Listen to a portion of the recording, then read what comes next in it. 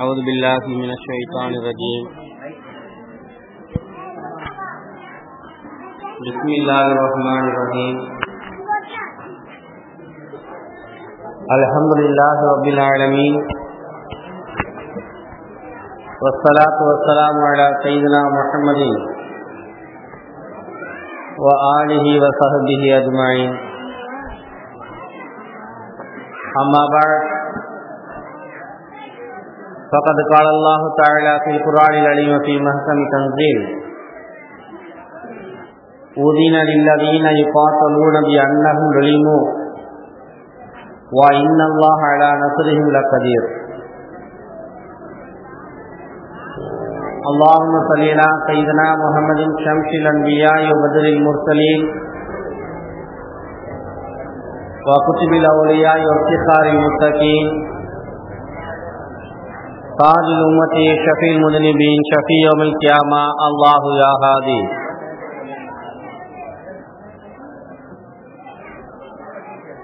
புகழனைத்தும் அல்லாஹ் ஒருவனுக்கே உரித்தானது.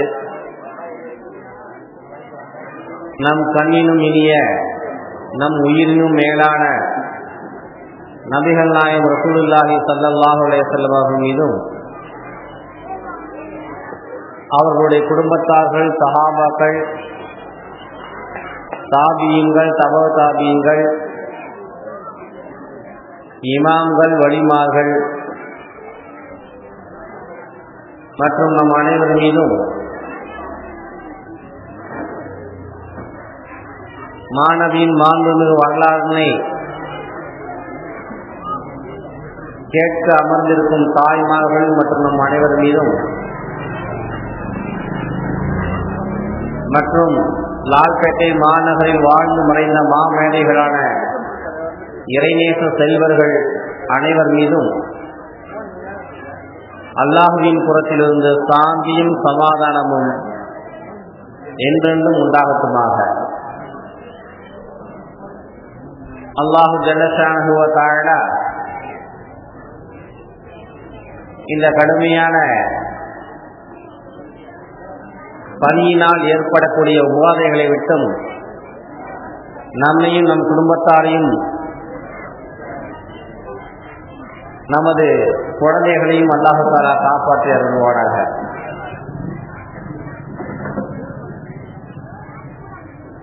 அன்பார்ந்த அல்லாஹ்வின் நல்லடியார்களே,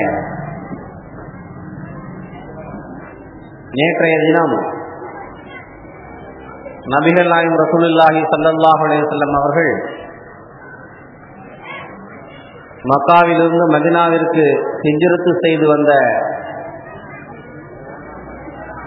அந்த வரலாற்றினை நாம் தெளிவாக பார்த்தோம். நபிகள் நாயகம் ரசூலுல்லாஹி ஸல்லல்லாஹு அலைஹி வஸல்லம் அவர்கள்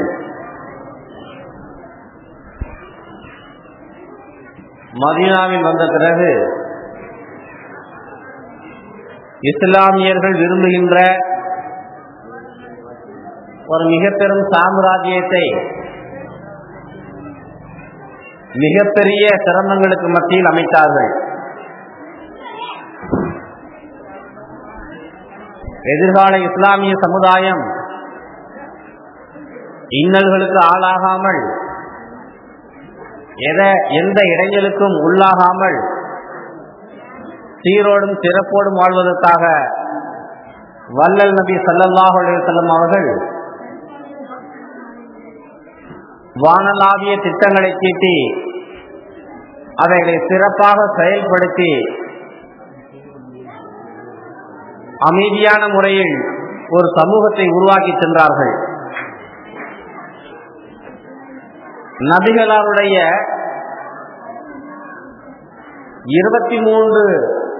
23 ஆண்டுகால வாழ்க்கையை 2 விதமாக பிரிக்கலாம். அது மக்கா வரலாறு, மதீனா வரலாறு. மக்கா வரலாறு என்பது பெருமானாருடைய உயிருக்கு அச்சுறுத்தல் ஏற்பட்ட, இஸ்லாமியர்களுடைய உயிர்களுக்கு அச்சுறுத்தல் ஏற்பட்ட ஒரு அச்சுறுத்தலான ஒரு வாழ்க்கை, ஒரு பயமான வாழ்க்கை. நாளை என்ன நடக்குமோ என்று அஞ்சக்கூடிய நிலையிலேயே வாழ்ந்த வாழ்க்கை மக்காவுடைய வாழ்க்கை. மதீனாவுடைய வாழ்க்கையை பார்த்தால் நபிகளாரினுடைய அனைத்து திட்டங்களும் போர்களை மையமாக கொண்டதாகவே அந்த மதீனாவுடைய வாழ்க்கையை அமைந்திருக்கும். நபிகள் நாயகம் ரசூலுல்லாஹி ஸல்லல்லாஹு அலைஹி வஸல்லம் அவர்கள் மக்காவிலிருந்து புறப்பட்டு மதீனாவுக்கு வந்தாங்க. மதீனாவுக்கு வந்த ஏறத்தாழ 1.5 வருடங்கள் பிரச்சனையே இல்லாம சந்தோஷமாக இஸ்லாமிய சாம்ராஜ்யத்தை நிறுவுவதில், மக்களை செப்பனிடுவதில், மக்களுக்கு தோதுவான சட்டங்களை சொல்வதில், மக்களை வழிநடத்துகின்ற அந்த வேலைகளில் ஈடுபட்டு வந்த அதே நேரத்தில் மதீனாவில் இருந்த முஸ்லிம்களுக்கு அச்சுறுத்தல்களை யாரெல்லாம் கொடுத்து கொண்டிருந்தார்களோ, எதிரிகளாக யாரெல்லாம் செயல்பட்டார்களோ அவர்களுக்கு சரியான பாடம் கற்பிக்க வேண்டும் என்கிற அமைப்பில் ஏகப்பட்ட பல்வேறு பணிகளை செய்து வந்தார்கள். நமக்கெல்லாம் தெரியும், பெருமானாருடைய மதீனாவின் வருகைக்கு பிறகு மிகப்பெரிய ஒரு நிகழ்ச்சி பத்ர் யுத்தம். இந்த பத்ர் யுத்தத்துக்கும் மதீனாவில் ரசூலுல்லாஹ் ஹிஜ்ரத் செஞ்சு வந்ததுக்கு இடைப்பட்ட காலம் 18 மாதங்கள், ஏன் 20 மாதங்கள் ஏறத்தாழ. இந்த 20 மாதங்கள்ல பத்ருக்கு முன்னதாகவே 8 யுத்தங்கள் நடந்திருக்கின்றன. பத்ருக்கு முன்னதாகவே 8 யுத்தங்கள் நடந்திருக்கின்றன. அது யுத்தங்கள் என்று சொன்னால் ஒரு மிகப்பெரிய படையினர்கள் சென்று செய்த யுத்தங்கள் கிடையாது. ஒரு 20 பேரு, ஒரு 50 பேரு, 100 பேரு, அப்படி அங்கங்க இருக்கக்கூடிய சின்ன சின்ன ஊர்களை அதட்டி வைத்துவிட்டு வரும்படியான கட்டளைகளை ரசூலுல்லாஹி ஸல்லல்லாஹு அலைஹி வஸல்லம் செய்து கொண்டிருந்தார்கள். இப்படி பெருமானாருடைய மொத்த மதீனாவுடைய வாழ்க்கையை நாம் எடுத்து பார்த்தால் ஸல்லல்லாஹு அலைஹி வஸல்லம் அவர்கள் மதீனாவுல 10 வருடங்கள் இருந்திருக்கிறாங்க. அந்த 10 வருடத்துல நபித்துவமானதிலிருந்து நீங்கள் கணக்கு பண்ணினாக்க ஒரு 15 வருடங்கள் அமைதியான காலம். மதீனாவினுடைய மக்காவினுடைய 13 வருடங்கள், மதீனாவில் இருந்த 2 வருடங்கள் ரொம்ப அமைதியான காலம். யுத்தங்களே இல்லை அந்த காலகட்டத்தில். ஆனா அந்த கடைசி 8 வருடங்களில் 57 யுத்தங்கள் நடந்திருக்கின்றன. 8 வருடத்துல மட்டும் 57 யுத்தங்கள் நடைபெற்றிருக்கின்றன. அதுல ரசூலுல்லாஹி ஸல்லல்லாஹு அலைஹி வஸல்லம் அவர்கள் நேரடியாக கலந்து கொண்ட யுத்தங்கள் 19. இதற்கு அரபி மொழியில் கஸ்வா என்று சொல்வார்கள். நபி ஸல்லல்லாஹு அலைஹி வஸல்லம் அவர்கள் நேரடியாக அந்த யுத்தத்தில் கலந்து கொள்ளாமல் சஹாபாக்களை மட்டும் அனுப்பி வைத்தார்கள். அப்படிப்பட்ட யுத்தங்கள் 38.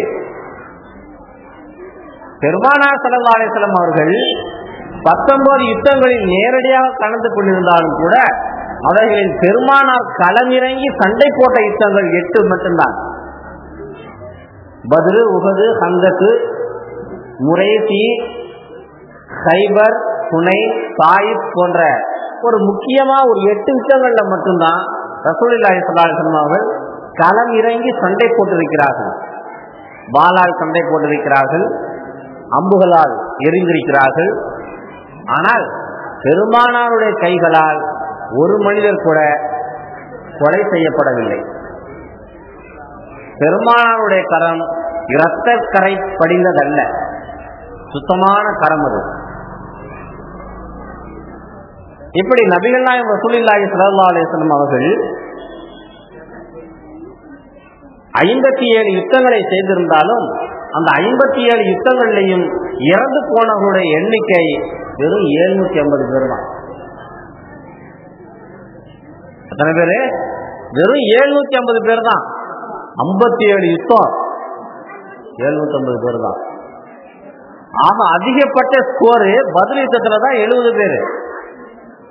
57 யுத்தத்துல 750 பேரை நீங்க டிவைட் பண்ணி பாத்தீங்க அப்படின்னா ஒரு யுத்தத்துக்கு ஒரு 5 பேரு, 10 பேரு, 12 பேர் இப்படிதான் வரும். பத்ரை மட்டும் விட்டுட்டு ஆக யுத்தத்துக்கு 10 பேர் தான் இறந்து போயிருக்கிறாங்க. 2 தரப்புலையுமே, ஒரு தரப்புல மட்டும் இல்ல, 2 தரப்புலையுமே அப்படின்னா அந்த யுத்தங்கள் நாடு பிடிப்பதற்காக வேண்டி செய்யப்பட்ட யுத்தங்களாது, தன்னை தற்காத்துக் கொள்வதற்காக வேண்டி செய்யப்பட்ட யுத்தங்கள் தான் அவை. நாடு பிடிப்பதற்காக வேண்டி, அந்த நாட்டில் உள்ள செல்வங்களை கொள்ளையிடுவதற்காக வேண்டி செய்யப்பட்ட யுத்தங்களாக இருந்திருந்தால் அங்கு மனித ஜடங்கள் சடலங்கள் அதிகமாக கிடந்திருக்கும். ஆனால் அண்ணன் பெருமானார் ஸல்லல்லாஹு அலைஹி வஸல்லம் நோக்கம் அந்த நாட்டை பிடிப்பதோ சூறையாடுவதோ அல்ல, மனங்களை மாற்றுவதுதான். அப்படி பெருமானார் ஸல்லல்லாஹு அலைஹி வஸல்லம் அவர்கள் அற்புதமான முறையில் அந்த யுத்தங்களை கலந்து கொண்டிருக்கிறார்கள். இதெல்லாம் இப்படி 57 யுத்தங்களை நீங்க டிவைட் பண்ணி பார்த்தீங்கன்னாக்க 52 நாளைக்கு ஒரு முறை ஒரு யுத்தம் நடந்திருக்கு ரசூலுடைய வாழ்க்கையில.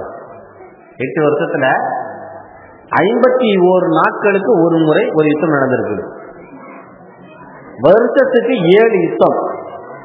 அப்படின்னா அந்த 7 யுத்தத்துக்கு அந்த படைகளை தயார் செய்வது, ஆயுதங்களை தயார் செய்வது, அந்த படைகள் புறப்பட்டு போறது திரும்புற வரை சாப்பாட்டுக்கு தேவையான தானியங்களை தயார் செய்வது, அந்த யுத்த படைகள் புறப்பட்டதிலிருந்து திரும்பி வருகிற வரை அந்த படை எப்படி புறப்பட வேண்டும், எங்கெங்கு தங்க வேண்டும், அவர்கள் என்னென்ன சாப்பிட வேண்டும், அவர்கள் எப்படி சண்டை போட வேண்டும் என்ற இந்த திட்டங்களை எல்லாம் வகுப்பதில் நபிகள் நாயகம் ரசூலுல்லாஹி ஸல்லல்லாஹு அலைஹி வஸல்லம் அவர்கள் தன்னை முழுமையாக அர்ப்பணித்துக் கொண்டார்கள்.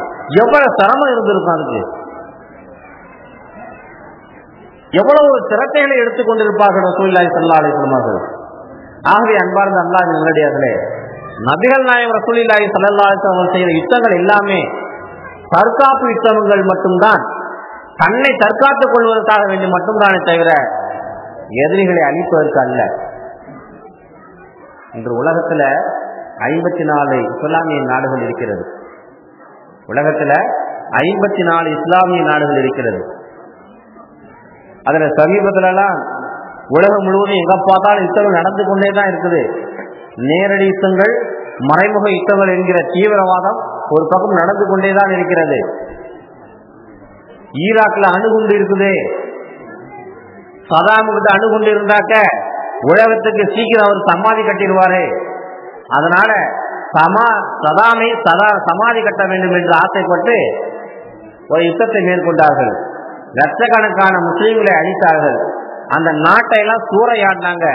அந்த நாடுகளில் இருக்கக்கூடிய எல்லா கட்டிடங்களையும் இடித்து தரைமட்டமாக்கினார்கள்.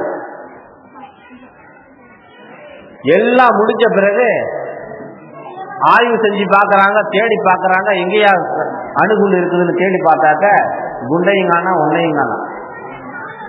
ஐ ஆம் சாரி, குண்டு இல்லை, நாங்க தவறா உங்க நாட்டு மேல போர் தொடுத்துட்டோம் அப்படின்னு ஒரு வார்த்தையை சொல்லிட்டு அவர்கள் சென்று விட்டார்கள். எல்லா வேலையும் செஞ்சு முடிச்சுட்டு லட்சக்கணக்கான மக்களை கொன்று விட்டு, சாரி நாங்க தவறா வந்துட்டோம், ராங் அட்ரஸ் இது அப்படின்னு வந்துட்டாங்க. இது எவ்வளவு பெரிய மோசமான ஒரு குற்றச்சாட்டு, எவ்வளவு மோசமான ஒரு குணம் இது. அவர்கள் தெரிந்து கொண்டே இஸ்லாமியர்களை வேறுவிட்டார்கள். ஆப்கானிஸ்தான்ல ஒபாமா இருக்கிறார். ஆப்கானிஸ்தான்ல இருந்துதான் உலக நாடுகள் எல்லாவற்றுக்குமே தீவிரவாதிகள் ஏற்றப்படுகிறார்கள், ஏற்றுமதி ஆகிறார்கள் என்று சொல்லி ஆப்கானிஸ்தான் மேல போர் தொடுத்தார்கள். பாவம் அங்க இருக்கிறவன்னா அப்பாவி முஸ்லீம்கள். அவனுக்கு குர்ஆன் ஓதுறது, கசல் படிக்கிறது, அப்பப்ப நபிமார்களுடைய வரலாறை கேட்கறது, விவசாயம் பண்றது, இதை தவிர அவனுக்கு வேற ஒண்ணுமே தெரியாது.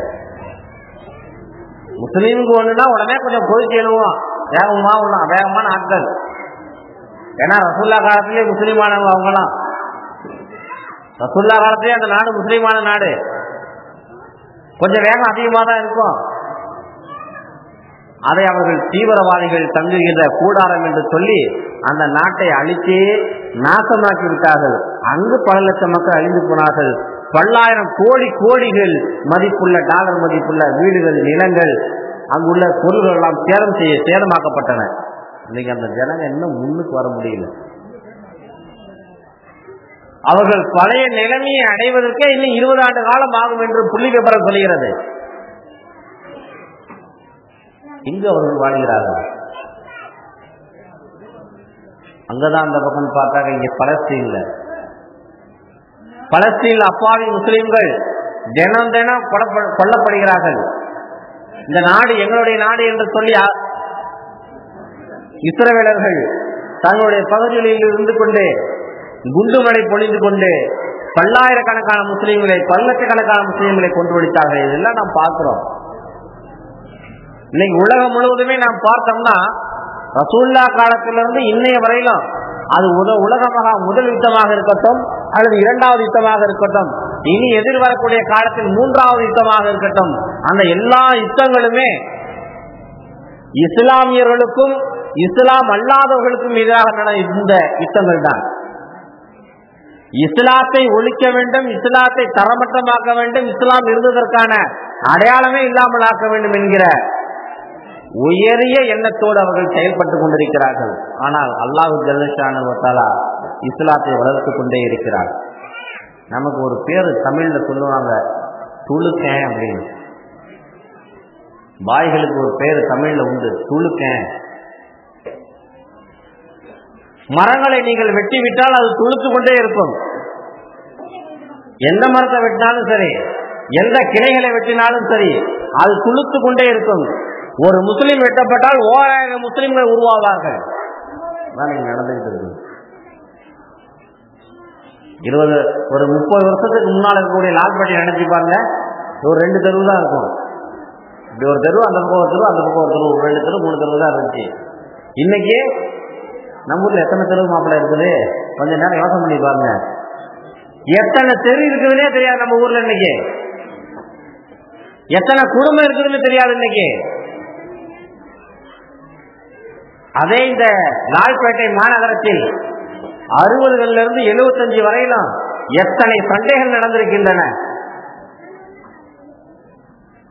எல்லாம் இஸ்லாமியர்கள் என்கிற ஒரே காரணத்துக்காக நடத்தப்பட்ட சண்டைகள். போராளிகள் நம்ம ஊர்லயும் இல்லாம இல்லை, எல்லாம் இருந்திருக்கிறாங்க. ஆகவே அன்பார்ந்த அல்லாஹ்வின் நல்லடியார்களே, இஸ்லாத்தை மையமாக வைத்து இஸ்லாத்தை குழி தோண்டி புதைக்க வேண்டும் என்பதற்காக வேண்டிய நடத்தப்பட்ட யுத்தங்களில் நபிகள் நாயகம் ரசூலுல்லாஹி ஸல்லல்லாஹு அலைஹி வஸல்லம் அவர்கள் தங்களை தற்காத்துக் கொண்டு எல்லா முஸ்லிம்களையும் காப்பாற்றி, அதே போல் எதிரிகளில் யாருமே தாகக்கூடாது என்பதை மையமாக வைத்து அந்த யுத்தங்களை நடத்தினார்கள் என்பதாக வரலாறு நமக்கு சொல்லி காட்டுகின்றது. ஒரு யுத்தத்துக்கு போனா ரசூலுல்லாஹி ஸல்லல்லாஹு அலைஹி வஸல்லம் அவர்கள் சொல்லுவார்கள், நீங்க போனா வயது வந்த ஆண்களை தான் நீங்கள் கொலை செய்ய வேண்டும். சிறுவர்களை கொலை செய்யக்கூடாது, குழந்தைகளை கொலை செய்யக்கூடாது, பெண்களை கொலை செய்யக்கூடாது, முதியவர்களை கொலை செய்யக்கூடாது, அந்த ஊரில் இருக்கக்கூடிய மரங்கள் மட்டைகளை வெட்டக்கூடாது, நிலபுலங்களை நெருப்பு வைத்து எரிக்கக்கூடாது, ஆடு மாடுகளை வீணாக வெட்டி சாய்க்கக்கூடாது.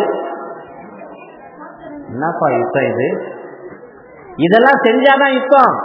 இன்னைக்கு நம்ம கலவரத்துல பாத்தீங்கன்னா 4 பஸ் அடிக்கணும், 10 பேரை கொளுத்தணும், ஒரு 30 பைக்காவது எரியணும், அப்படின்னாதான் அது யுத்தம். பெருமானார் ஸல்லல்லாஹு அலைஹி வஸல்லம் கற்றுக் கொடுத்த அந்த பாடங்களை பாருங்கள். இந்த நிபந்தனைகளுக்கு உட்பட்டுதான் யுத்தமே இருக்க வேண்டும். இந்த நிபந்தனைகளுக்கு உட்பட்டுதான் அந்த யுத்தங்கள் எல்லாம் நடைபெற்றன. அத்தனை யுத்தங்களும் 100% சக்சஸ், வெற்றி. இஸ்லாம் வாளால் பரத்தப்பட்டது, இஸ்லாம் வாளால் பரத்தப்பட்டது, இஸ்லாம் வாளாலே பரத்தப்பட்டது என்று சொல்லுகிறார்கள். 100% பொய்யான வார்த்தை. ரசூலுல்லாஹி ஸல்லல்லாஹு அலைஹி வஸல்லம் அவர்கள் மட்டும் வாளை வைத்துக்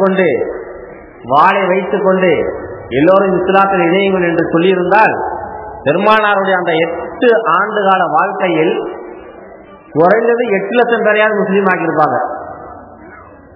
மதீனாவினுடைய 8 ஆண்டு வாழ்க்கையில் 8 லட்சம் முஸ்லீம்களையாவது 8 லட்சம் பேரையாவது முஸ்லீம் ஆக்கியிருப்பாங்க. ஆனால் அவர்கள் இறந்து போகும்போது 1,24,000 முஸ்லீம்கள் மட்டும்தான் இருந்ததாக வரலாறு நமக்கு சொல்கிறது. ஆகவே நாம் யோசித்து பார்க்க வேண்டும். எல்லாம் முஸ்லீமாக ஆனதுக்கு காரணம் என்னன்னா, நபிகள் நாயகம் ரசூலுல்லாஹி ஸல்லல்லாஹு அலைஹி வஸல்லம் அவருடைய அந்த குண நலன்களை பார்த்துதான் முஸ்லீமானார்கள். சஹாபாக்களுடைய அந்த அரவணைப்பு, அந்த சஹாபாக்களுடைய நடவடிக்கைகள், அவைகளை பார்த்துதான் எல்லாருமே முஸ்லீமானாங்க. ஒரு நாள் ரசூலுல்லாஹி ஸல்லல்லாஹு அலைஹி வஸல்லம் அவங்க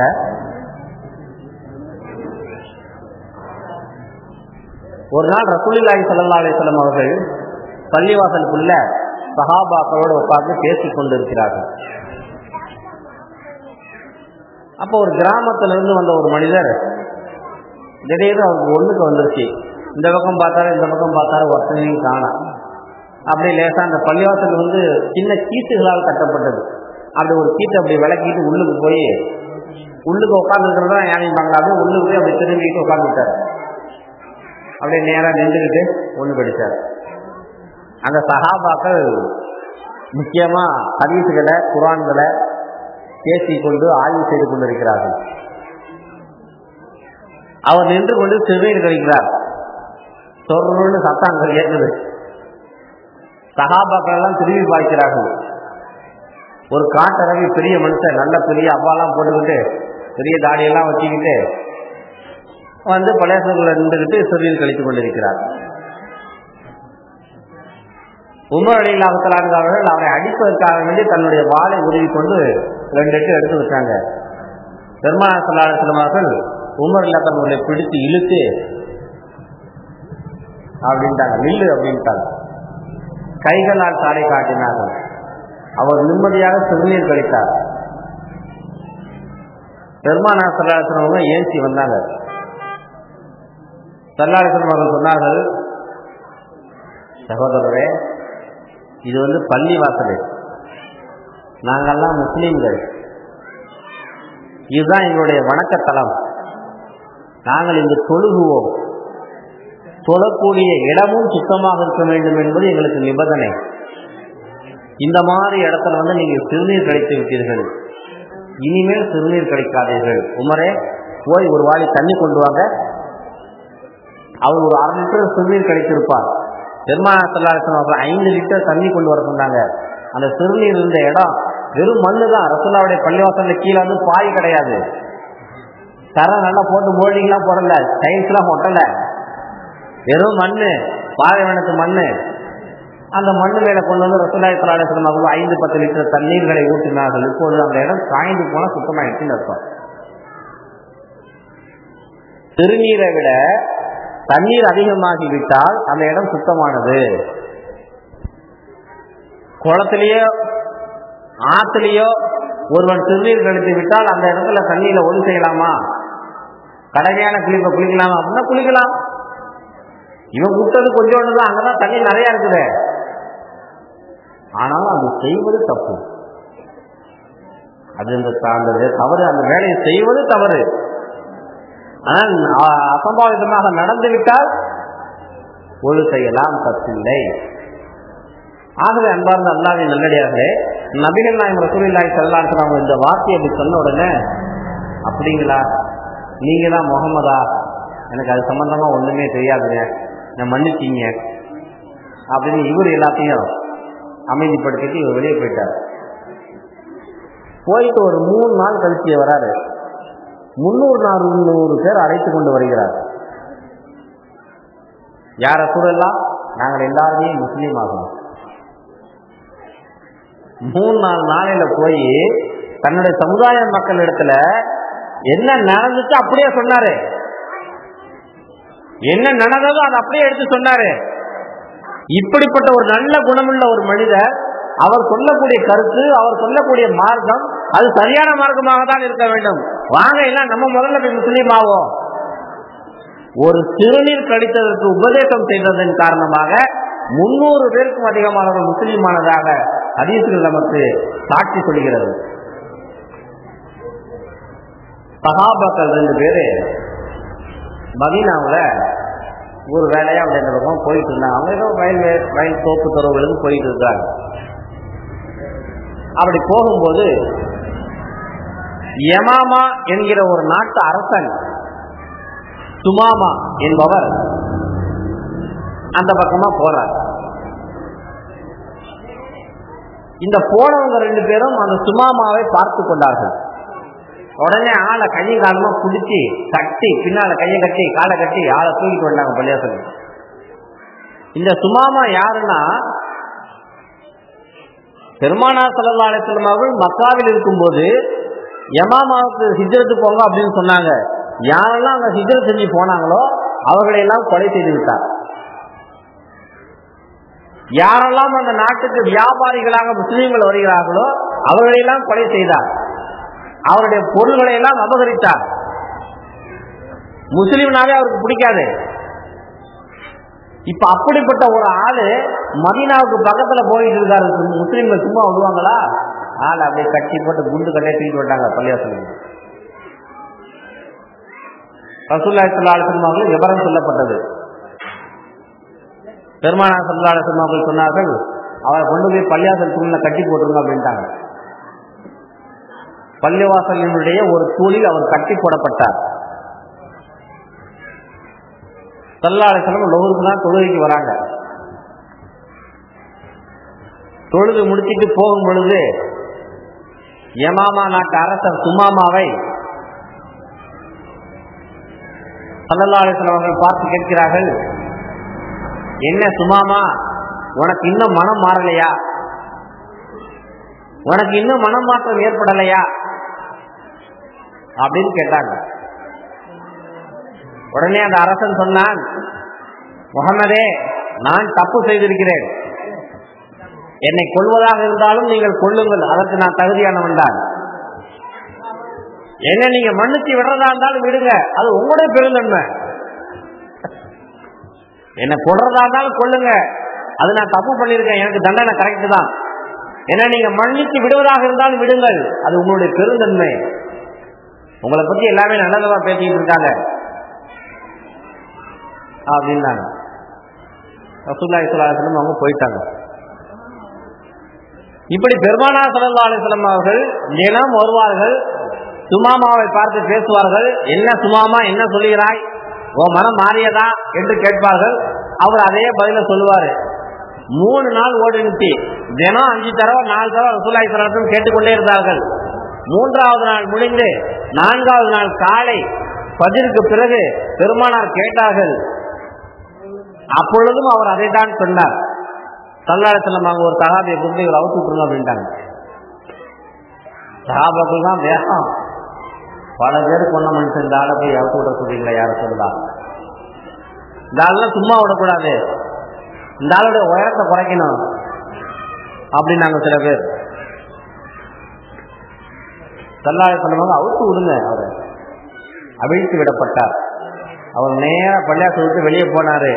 அங்க பக்கத்துல ஒரு கிணத்துல போய் ட்ரெஸ் எல்லாம் அவுத்து வச்சுட்டு நல்லா குளிச்சுட்டு நேரா பள்ளிவாசலுக்கு வந்தாரு. பெருமானார் ஸல்லல்லாஹு அலைஹி வஸல்லம் உடைய முட்டிக்கு பக்கத்துல போய் முட்டி போட்டு உட்கார்ந்து 2 முட்டிகளும் ஒட்டி கொள்கிற அளவுக்கு பக்கத்தில் உட்கார்ந்து அஷ்ஹது அல்லா இலாஹ இல்லல்லாஹ் வஹ்தஹு லா ஷரீக லஹு வ அஷ்ஹது அன்ன முஹம்மதன் அப்துஹு வ ரசூலுஹு என்று கலிமாவை சொல்லி முஸ்லீம் ஆனார். அவர் முஸ்லீம் ஆகிட்டு சொல்றாரு, யா ரசூலல்லாஹ், உலகத்திலேயே எனக்கு பிடிக்காத ஒரு முகம் இருந்தது என்றால் அது உங்களுடைய முகம்தான் நேற்று வரை. இன்னைக்கு உலகத்திலேயே பிடித்த ஒரு முகம் இருக்கிறது என்று சொன்னால் அது உங்களுடைய முகம்தான். நேற்று வரை எனக்கு உலகத்திலே பிடிக்காத ஒரு மதம் இருக்கிறது என்று சொன்னால் அது உங்களுடைய மதம்தான். எனக்கு உலகத்திலே இன்று பிடித்த மதம் இந்த இஸ்லாம் தான். நேற்று வரை நான் கொல்ல துடித்தது உங்களை தான். ஆனால் இன்றிலிருந்து உங்களை நான் காப்பாற்றுவதற்கு என்னென்ன வழிகள் இருக்கின்றனவோ அத்தனையும் நான் செய்வேன் யார சொல்லலாம் என்று அவர் சொல்லி முஸ்லீமானார். என்னத்தை பார்த்தாரு ஒரு பள்ளியாசல்ல?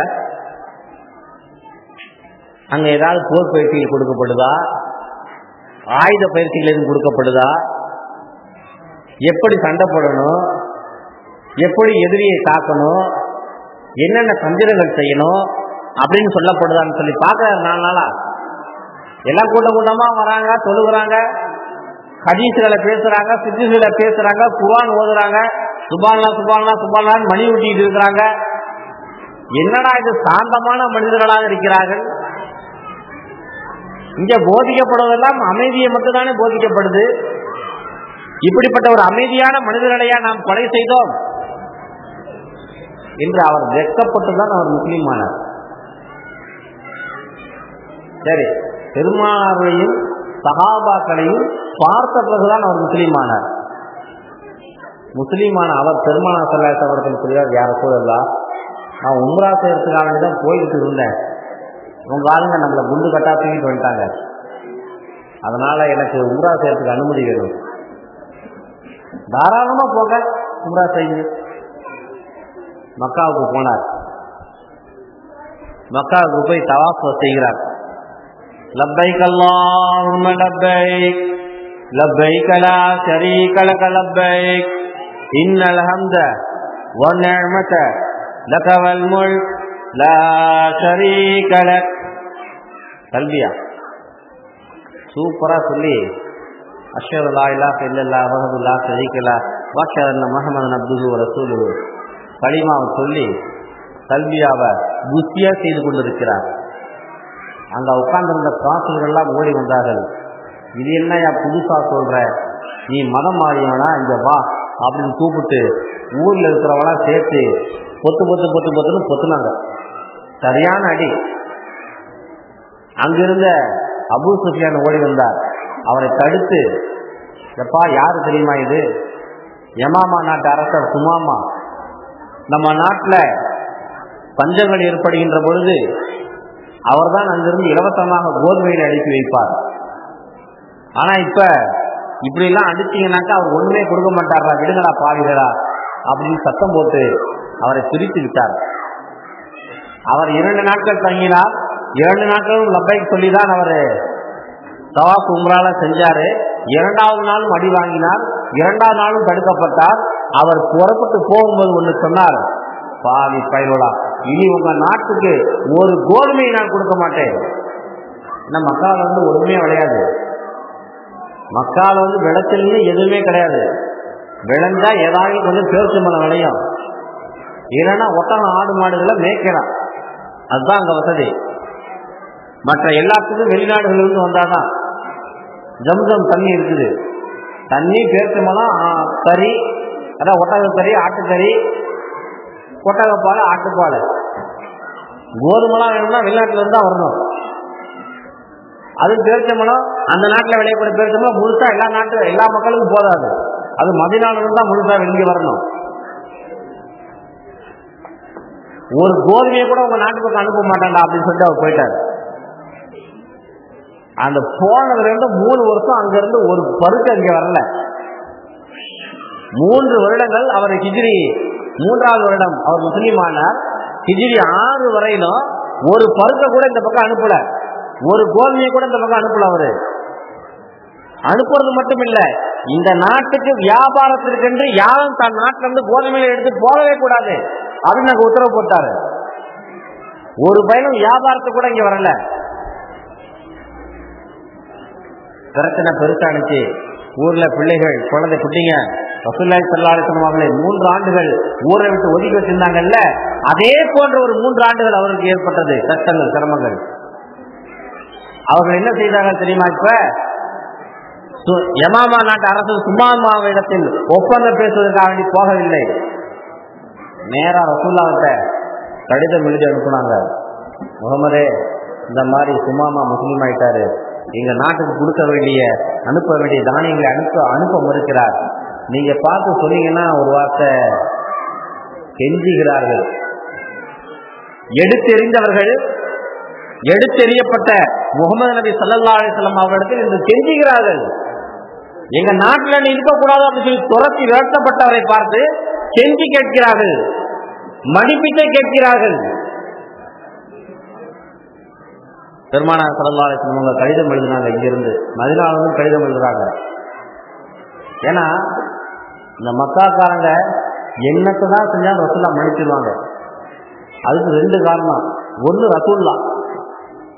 ஒன்னு ரசூலுல்லாஹ் நபி என்கிற அந்த இரக்க மனப்பான்மை. 2வது மக்கால இருக்கிறவன் சொந்தக்காரன். மக்கால இருக்கிறவன் அத்தனை பேரும் சொந்தக்காரன். இந்த 2 குணங்களை இவர்கள் பயன்படுத்திக் கொண்டார்கள்.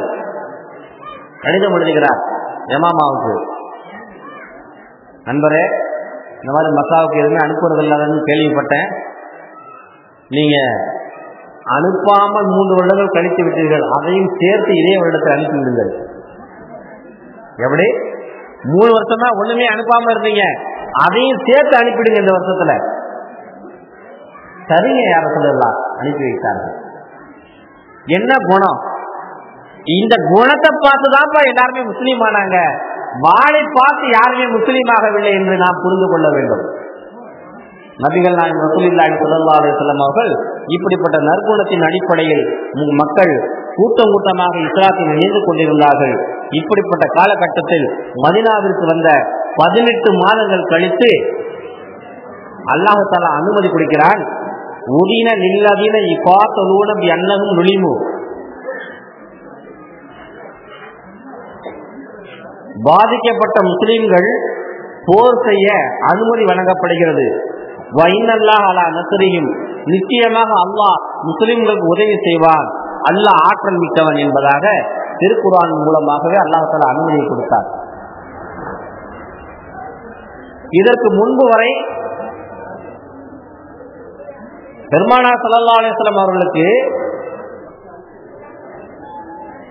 வஹி அனுப்பப்பட்ட நேரத்திலிருந்து மதீனாவிற்கு வந்து சேர்ந்த 20 மாதங்கள் வரை ஏறத்தாழ 15 வருடங்கள் யாரையும் எதிர்த்து தாக்கக்கூடாது என்கிற சட்டம் இருந்தது.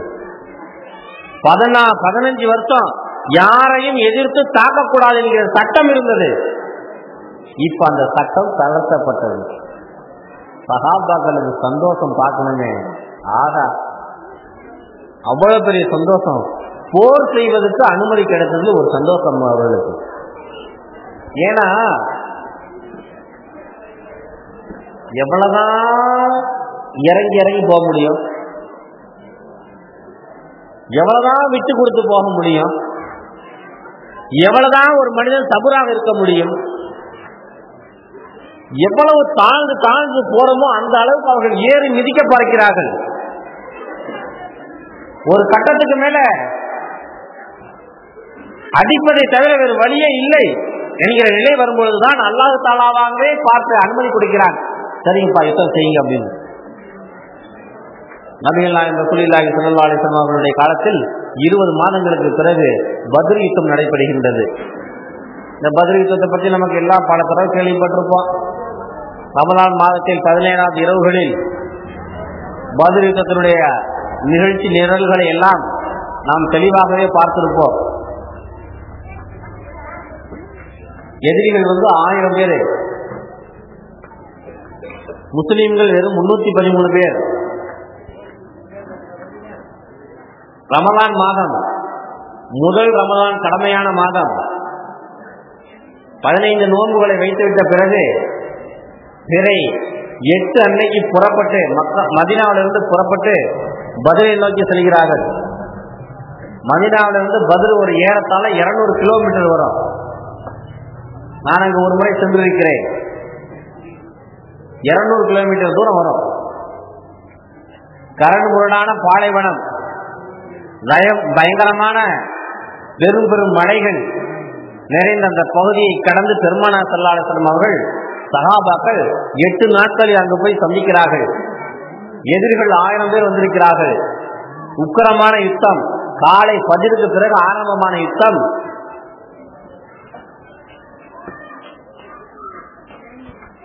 முன்னூறு பேரை கொண்டு 3 மணி நேரத்தில் யுத்தம் முடிந்து போய்விட்டது. 3 மணி நேரம் தான் யுத்தம்.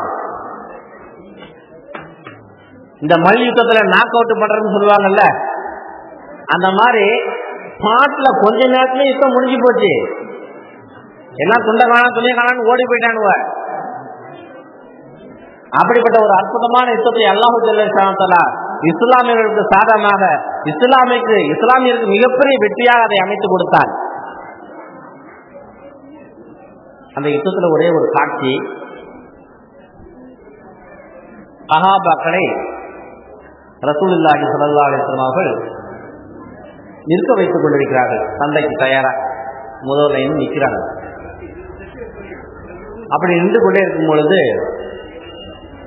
ஒருத்தர் முன்னால ஒருத்தர் பின்னால அப்படி நிற்கிறாங்க. தொழுகைக்கு நிக்கிற மாதிரி நேரா நிக்கணும்.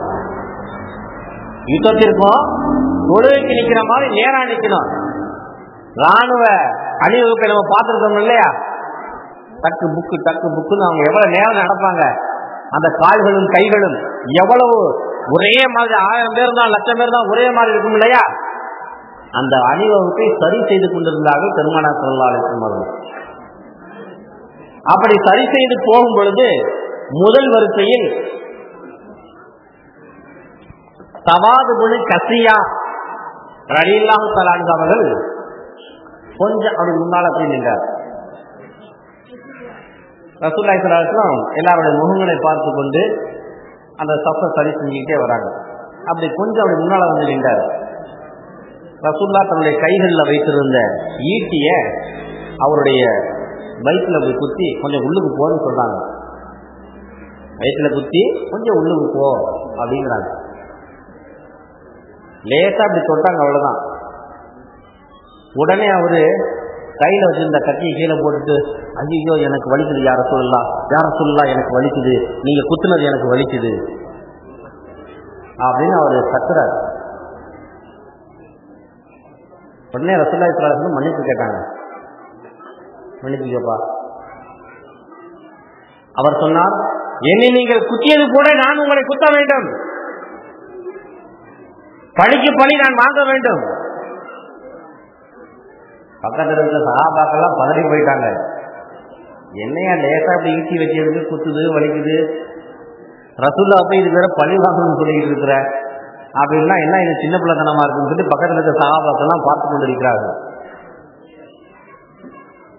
சரி என்ன பழி வாங்கிச்சு அப்படின்னு சொல்லி ரசூலுல்லாஹி ஸல்லல்லாஹு அலைஹி வஸல்லம் அவங்க வந்து நின்றாங்க. அவர் சொன்னார், யா ரசூலுல்லாஹ், நான் சட்டை போடாம இருக்கிறேன், என் சட்டை போடாத மேனியில் நீங்கள் குத்தினீர்கள், உங்க சட்டையை தூக்குனீங்க.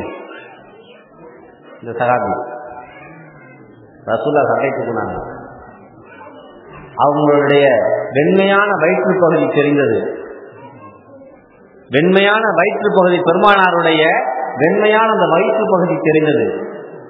கொஞ்சம் உடனே அந்த சஹாபி ரசூலுல்லாஹ்வுடைய சட்டையை அப்படி முழுசா அப்படி தூக்கி இதுவரையிலும் தூக்கிட்டு பெருமானார் ஸல்லல்லாஹு அலைஹி வஸல்லம் அவங்க தன்னுடைய சட்டை இல்லாத மேனியோடு ரசூலுல்லாஹை அப்படி கட்டி பிடித்துக் கொண்டார்.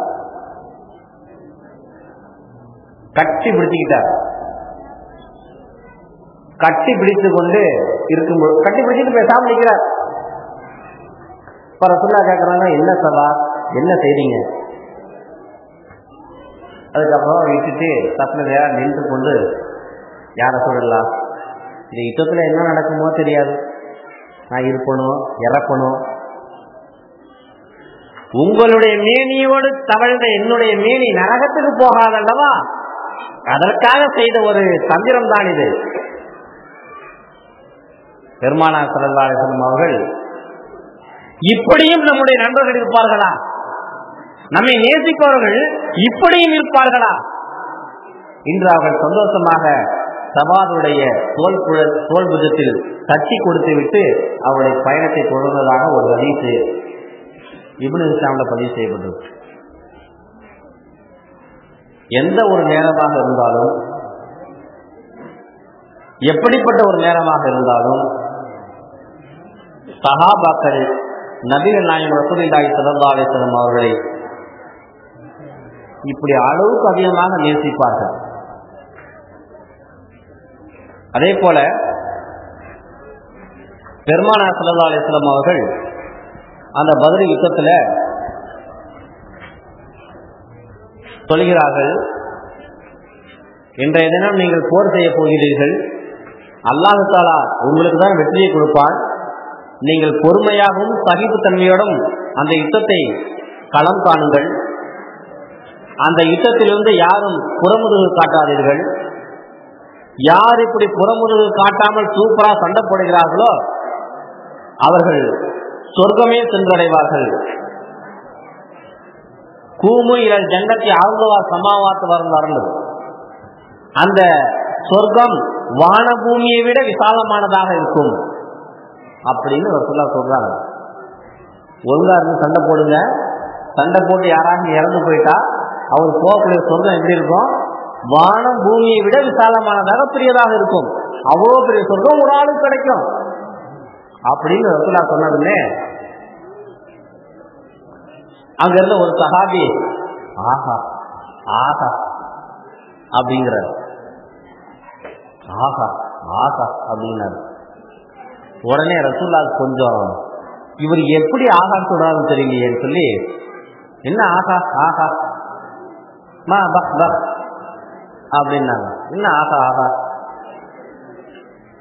இல்லை யார சொல்லா, நீங்க தப்பா நினைச்சுக்காதீங்க, இவ்வளவு பெரிய சொர்க்கமா இருக்குது, இந்த யுத்தத்துல இறந்து போனா எங்களுக்கு அவ்வளவு பெரிய சொர்க்கமா கிடைக்கும், அதை நினைத்துதான் அந்த சொர்க்கத்தை அடைய வேண்டும் என்கிற ஆசையில்தான் ஆகா ஆகா என்று நான் உச்சி கொட்டினேன், சந்தோஷத்துல நான் உச்சி கொட்டினேன். நீங்க தப்பா நினைச்சுக்காதீங்க யார சொல்லலாம், யார சொல்லலாம், அவ்வளவு பெரிய சொர்க்கத்தில் நானும் ஒருவனாக இருக்க ஆசைப்படுகிறேன், எனக்கு நீங்கள் துஆ செய்யுங்கள். பெருமானார் ஸல்லல்லாஹு அலைஹி வஸல்லம் சொன்னாங்க, ஃபைன்னக மின் அஹ்லிஹா, நீ அதுல ஒருத்தர் போப்பா.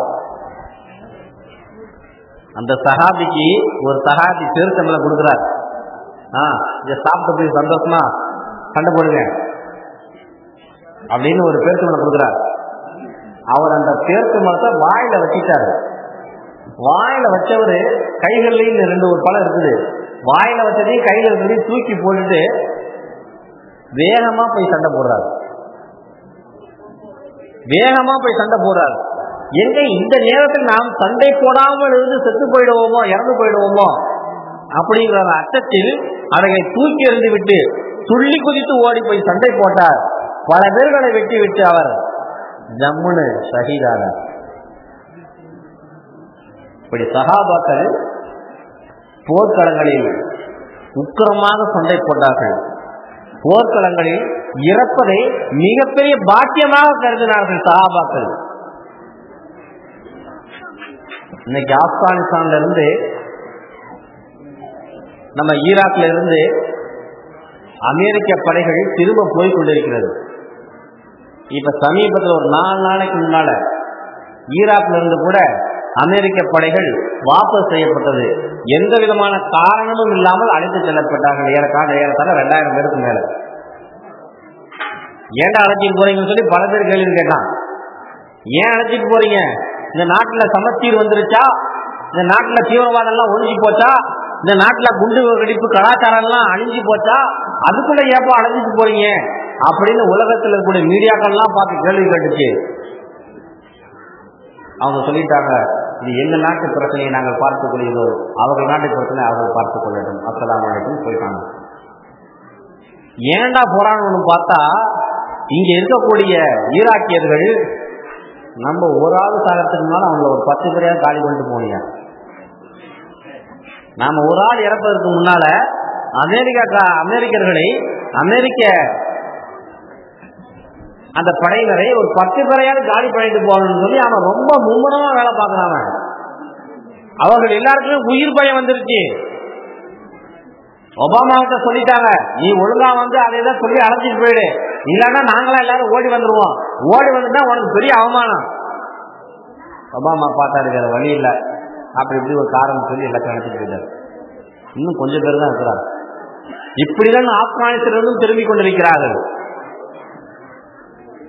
இங்கிருந்து போறவன் அங்க போய் உயிரோடு இருக்கிறானா, சந்தோஷமா வாழ்றானா, இந்த ராணுவ வீரர்கள் ஒழுங்கா இருக்கிறாங்களான்னு சொல்லி பார்த்தா கிடையாது. 10 நாள் கழிச்சு 10 நாளைக்கு ஒருத்தன் 20 நாளைக்கு ஒருத்தன் தூக்கு போட்டு செத்து கொண்டே இருக்கிறார்கள். ஏன்னு கேட்டா, நம்ம பார்த்த ரத்த கலரிகள், மனித சடலங்கள் நினைவுக்கு வந்து தூங்க முடியல. தூக்கம் இல்லாதனால அவன் பைத்தியம் முடிச்ச மாதிரி ஆயிடுறான். பைத்தியம் முடிச்சு எங்க தெருவில் சுற்றிட்டு கடந்து நாம் அவமானப்படுத்தப்படுவோம் என்று நினைத்து அவர்கள் தூக்கு போட்டுக் கொண்டு இயற்கையாக மரணிக்காமல் தற்கொலை செய்து கொள்வதாக நமக்கு பல்வேறு தகவல்கள் வந்து கொண்டிருக்கின்றன, பத்திரிகைகள் சொல்லிக் கொண்டிருக்கின்றன.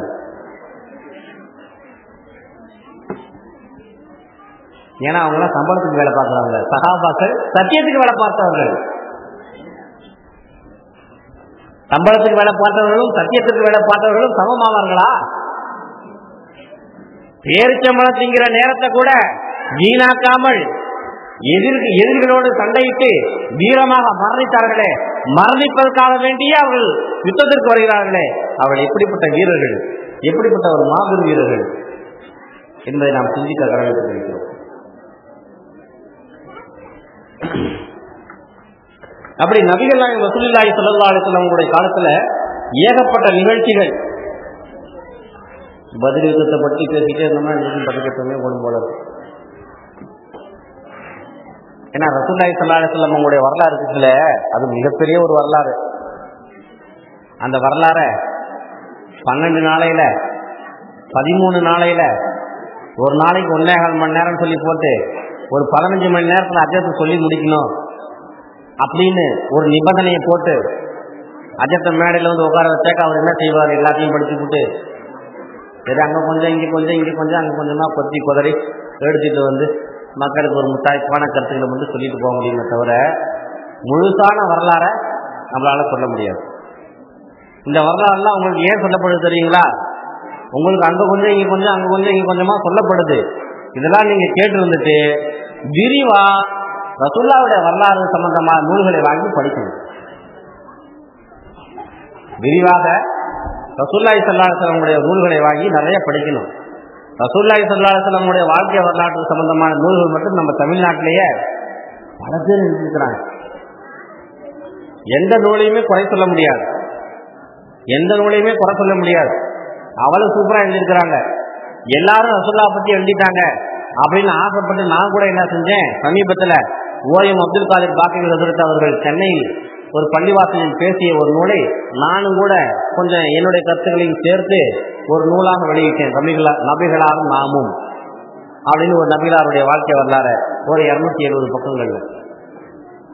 ஏன்னா பெருமானாருடைய அந்த வரலாறு பார்க்கிறவங்க, கேட்கிறவங்க, படிக்கிறவங்க எல்லாருக்குமே விருப்பமா இருக்கும். அதை ஒன்று கேட்கணும், அல்லது அதை படிக்கணும், அல்லது அதை எழுதணும் அப்படிங்கிற எல்லாருக்குமே ஒரு ஆர்வம் வரும். ஆர்வம் ஊட்டுவதற்காக வேண்டிதான் இந்த சபை இந்த நிகழ்ச்சியை ஏற்பாடு செய்திருக்கிறது என்பதை நாம் புரிந்து கொண்டு மேலும் மேலும் மேலும் பெருமானாருடைய வைர வரலாற்று வரிகளை தெரிந்து கொள்வதற்கு நல்ல பல நூல்களை வாங்கி நாம் படிக்க கடமைப்பட்டிருக்கிறோம். அல்ஹம்துலில்லாஹ் அந்த பத்ர் யுத்தத்தில் பெருமானார் ஸல்லல்லாஹு அலைஹி வஸல்லம் அவர்களுக்கு 100% வெற்றி கிடைத்தது. அங்கிருந்து 3 நாட்கள் அங்கேயே உட்கார்ந்து இருந்து விட்டு 4வது நாட்கள் தான் பெருமானார் ஸல்லல்லாஹு அலைஹி வஸல்லம் மதீனாவுக்கு திரும்ப வந்தாங்க. மதீனாவுக்கு வந்த ஒரு 1.25 வருஷம், ஒரு வருஷம் தான், ஒரு வருஷம் 1.25 வருஷத்துக்கு பிறகு உஹது யுத்தம் நடைபெற்றது. ஹிஜ்ரி 3ல் ஷவ்வால் பிறை 7ல் சனிக்கிழமை என்று இந்த யுத்தம் நடைபெற்றது. முஸ்லிம்கள் வெறும் 700 பேர், எதிரிகள் 3000 பேர். இந்த யுத்தம் இஸ்லாமியர்களுக்கு சாதகமாகவும் இல்லாமல் பாதகமாகவும் இல்லாமல், எதிரிகளுக்கு வெற்றியாகவும் இல்லாமல் தோல்வியாகவும் இல்லாமல், 2 பேர்த்துக்குமே சம அளவில் 2 புள்ளி 2 புள்ளிங்கிற மாதிரி சம அளவில் 2 பேருமே நின்றார்கள் என்பதாக வரலாறு சொல்லி காட்டுகின்றது. அப்படிப்பட்ட ஒரு அற்புதமான யுத்தம் உஹது யுத்தம். அந்த உஹது யுத்தத்தில் ஒரு நிகழ்ச்சி, அபூ சுஃபியானுடைய மனைவி ஹிந்தா மக்காவிலிருந்து படைகளை திரட்டி கொண்டு மதீனாவுக்கு வருகிறார்கள். வருகிற வழியில ரசூலுல்லாஹி ஸல்லல்லாஹு அலைஹி வஸல்லம் அவங்களுடைய தாய் ஆமினா அம்மையாருடைய கபர் ஒரு இடத்தில் இருக்கிறது. அந்த கபரை கடந்துதான் அந்த படை வர வேண்டும். அப்பொழுது ஹிந்தா என்கிற பெண்மணி சொன்னார், தளபதிகளே, அங்க முகமதுடைய தாயின் கபர் இருக்குது, அதை நோண்டி அந்த சடலத்தை எடுத்து சின்னாபினமாக்கி நம் சந்தோஷப்படுவோம். பெருமானாருடைய தாயின் சடலத்தை வெளியே எடுத்து சின்னாபினமாக்கி நாம் சந்தோஷப்படுவோம், செய்யலாமா என்று கேட்டார். அபூ சுஃபியான் முதற்கொண்டு எல்லாருமே அதை மறுத்தார்கள்.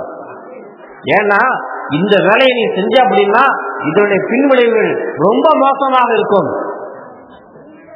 இந்த வேலையை நாம் செய்யவே கூடாது, யுத்தம் என்றால் யுத்தம், இப்படிப்பட்ட ஒரு அரக்ககுணமான வேலைகளை நாம் செய்யக்கூடாது என்று எல்லாருமே தடுத்து விட்டார்கள். சரின்ட்டு அந்த பொம்மன் அந்த வேலையை செய்யாம புறத்து நேரம் யுத்தத்துக்கு வந்துட்டான். யுத்தம் அரங்கேற்றம் நடந்து கொண்டிருக்கிறது. பெருமானார் ஸல்லல்லாஹு அலைஹி வஸல்லம் சஹாபாக்கள் எல்லாம் சண்டை போட்டுக் கொண்டிருக்கிறார்கள்.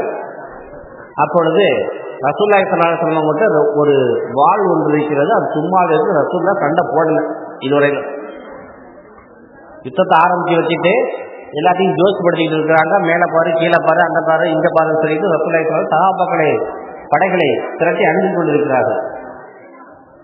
அப்பொழுது அபூ துஜானா அப்படிங்கிற ஒரு சஹாபியும் ஜுபைர் இப்னு அவாம் அப்படிங்கிற ஒரு சஹாபியும் ரசூலுல்லாஹ்ட்ட போறாங்க. யார் ரசூலுல்லாஹ், நாங்க சண்டை போடணும்னு ஆசையா இருக்குது, ஆனா எங்கள்கிட்ட கத்தி இல்லை, வாள் இல்லை, உங்க வாள் சும்மா தானே இருக்குது, எங்களுக்கு குடும்பல, நாங்க சண்டை போடுறோம் அப்படின்னு 2 பேருமே கேட்கிறாங்க. இந்த ஜுபைர் இப்னு அவாம் இருக்கிறாரே, ரசூலுல்லாஹ்வுடைய அத்தை மகன், மாமி மகன். ரசூலுல்லாஹ்வுக்கு இந்த ஜுபைர் இப்னு அவாமுக்கு ரசூலுல்லாஹ் மாமா. மருமகனும் கேட்கிறார் அந்த வாளை. அபூ துஜானா என்று சொல்லப்படக்கூடிய ஒரு சஹாபியும் கேட்கிறார். ரசூலுல்லாஹி ஸல்லல்லாஹு அலைஹி வஸல்லம் அவங்க அந்த முபாரக்கான அந்த பரக்கத் பொருந்திய அந்த வாளை எடுத்து அபூ துஜானாவிடத்தில் கொடுக்கிறார்கள். ஜுபைர் பின் அவாமுக்கு கொஞ்சம் வருத்தம், என்னடா நம்ம மருமகனா இருக்கிறோம், நம்ம கொடுக்கலையே ரசூலுல்லாஹ் அப்படின்னு ஒரு சின்ன வருத்தம். இருந்தாலும் ரசூலுல்லாஹி ஸல்லல்லாஹு அலைஹி வஸல்லம் அவர்கள் அபூ துஜானாவிடத்திலே இந்த வாளை கொடுத்திருக்கிறார்கள் என்றால், அபூ துஜானா இந்த வாளை வைத்து என்ன செய்கிறார் நாம பார்க்கலாம் அப்படின்னு அந்த வாள் எங்கெல்லாம் பயணிக்கிறதோ அதை பார்த்து பார்த்து இவர் ஓரமா ஒதுக்கமா அப்படியே ஒதுங்கி பார்த்துட்டே போறார். இந்த ஜுபைர் இப்னு அவாம் சொல்கிறார், இந்த அபூ துஜானா யாரையெல்லாம் எதிரிகளாக சந்தித்தார்களோ சந்தித்த எல்லாரையுமே சமாதி கட்டிவிட்டார், ஒரு வயல உடல எல்லாத்தையும் காலி பண்ணிட்டார். அந்த மாதிரி ஒரு நேரத்துல எது பக்கத்துல எதிரிகளே கிடையாது, ஒரு பெருசா ஒரு பாறாங்கல் கிடக்குது உகதுல. அந்த பாறாங்கல்லினுடைய இந்த பகுதியில் ஒரு ஆள் காபி ஒருத்தர் வரா. அவன் என்ன செய்யறான்னா, எங்கெங்கெல்லாம் முஸ்லீம்கள் காயப்பட்டு கீழே கிடைக்கிறார்களோ அவர்கள் பக்கத்துல வந்து தன்னுடைய வாளின் பின்பகுதியால் நல்லா வச்சு குத்துறது, வலிக்குதா வலிக்குதா வலிக்குதா அப்படின்னு இப்படி சிரமப்படுத்துறது. இப்படி ஒவ்வொருத்தரையா நோவினை செய்து கொண்டே வந்தான். இந்த காட்சியை ஜுபைர் இப்னு அவாம் ரலியல்லாஹு தஆலா அவர்கள் பார்த்து கொண்டிருக்கிறார்கள். ரொம்ப நேரமா இவனை பார்க்கிறாங்க. அபூ துஜானா வாளை வைத்துக் கொண்டு ஆட்கள் கிடைக்கல இப்ப சண்டை போடுறதுக்கு அப்படியா பார்த்துட்டு வராங்க. நடுப்புற அந்த கல்லு, இந்த கல்லினுடைய அந்த ஆரம்பத்தில் அவர் அப்படி வருகிறார், அந்த பெரிய கல்லினுடைய இந்த ஆரம்பத்தில் இவர் இந்த பக்கமா போறார். 2 பேருமே ஒருத்தர் பார்த்துக்கல. அபூ துஜானா இன்னொரு இடத்துல இருந்து கொண்டு துவா செய்கிறார், யா அல்லாஹ். ஜுபைர் இப்னு அவாம் துவா செய்கிறார், யா அல்லாஹ் இந்த அபூ துஜானாவை இவரை பார்க்கவை, அபூ துஜானாவை இவரை பார்க்கவை அப்படின்னு சொல்லி துவா செய்கிறார். அவர் அந்த கல்லுல இருந்து இப்படி வந்துட்டு எவனா இந்த பக்கம் போயிட்டானா அப்படின்னு சொல்லி இப்படி திரும்ப வந்து இப்படி பாக்குறாரு. பார்த்தா ஒரு ஆள் அந்த நோயில பண்ணிட்டு இருக்கான். ஒரு சஹாபிய அந்த காயத்தை போட்டு பிசைஞ்சு விட்டுக்கிட்டு இருக்கான். அபூ துஜானா அப்படின்னா, ஏய் காபிரே இறை மறுப்பாளனே அப்படின்னு சொல்லி ஓடினாரு. அவன் அதுக்குள்ள எழுந்து நின்று தன்னுடைய வாளை ஓங்கினான். அவன் ஓங்கின அந்த வேகம் அபூ துஜானாவினுடைய நடு மண்டையில் வெட்டுவதற்காக வேண்டி அவன் கொண்டு வந்து விட்டான். அபூ துஜானா தன் கையில் வைத்திருந்த கேடயத்தால் அதை தடுத்து கொண்டார்கள். தடுத்து கொண்டதுல அந்த வாளாகப்பட்டது இந்த கேடயத்துக்கு உள்ள போய் மாட்டிக்கிச்சு. அவனால உடனே வெளியே உருவ முடியல, வாழை நல்லா மாட்டிக்கிச்சு. இவர் அந்த கேடயத்தை இப்படி நன்றாக பிடித்து கொண்டு தன் கையில் வைத்திருந்த அந்த வாளால் அவனுடைய தலையில் நடு பகுதியில் ஒரு வெட்டு. இங்கு வெட்டப்பட்ட அந்த வெட்டு 2 கூறுகளாக பிரிந்து தனியாக விழுந்தன. அந்த உடல் ஒரே வெட்டுதான்.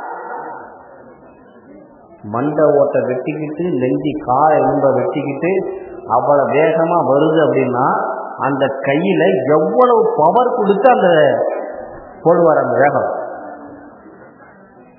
இது அவருக்கே உண்டான வேகமா, பெருமானார் அந்த வாளை வைத்திருந்ததின் தாக்கமா? அந்த இடத்துல பல உடல்கள் இப்படி 2ஆக கிழிக்கப்பட்டு கிடந்தன. எங்கெங்கெல்லாம் இந்த உடல்கள் 2ஆக கிழிக்கப்பட்டு கிடந்ததோ அந்த உடல்களை கொன்றவர் அபூ துஜானா. அப்படி அருமையா சஹாபாக்கள் யுத்தங்களையும் கூட ரசிச்சு ரசிச்சு அல்லாஹ்வுக்காக செஞ்சாங்க. யுத்தங்களை கூட ரசித்து செய்தார்கள் இறைவனுக்காக. தான் இறப்பதை பற்றி அவர்கள் ஒரு முடியளவு கூட அவர்கள் கவலைப்படவில்லை. தான் இறப்பதை பற்றி கொஞ்சம் கூட கவலைப்படல. கொண்டாடி இருக்கு, பிள்ளைங்க இருக்கு, சொத்து பத்து இருக்குது, அண்ணன் இருக்கான், தம்பி இருக்கிறான், அம்மா இருக்கு, அக்கா இருக்கு, தங்கச்சி இருக்கு, லில்லாஹி அப்படின்னு இறங்குனாங்கன்னா முடிஞ்சு போச்சு. அபூ துஜானா அந்த ஆளை காலி பண்ணிட்டு அந்த வாளோடு போகிறார். ஒரு 7-8 பேரை நிற்க வைத்துக் கொண்டு ஒரு ஆளு அந்த போர்ல போய் நல்ல வேகமா சண்டை போடுங்கடா அப்படின்னு சொல்லி காபிர்களுக்கு உபதேசம் செய்து கொண்டிருக்கார். உற்சாகம் ஊட்டி கொண்டிருக்கிறார் ஒரு ஆள். அபூ துஜானா அந்த உற்சாகம் ஊட்டக்கூடிய ஆளை பார்க்க விட்டார். நேரா போனாரு. பக்கத்துல போய் அவனுடைய தோலை தொட்டு கூப்பிட்டாரு. அந்த திரும்பி பார்க்கிறார்.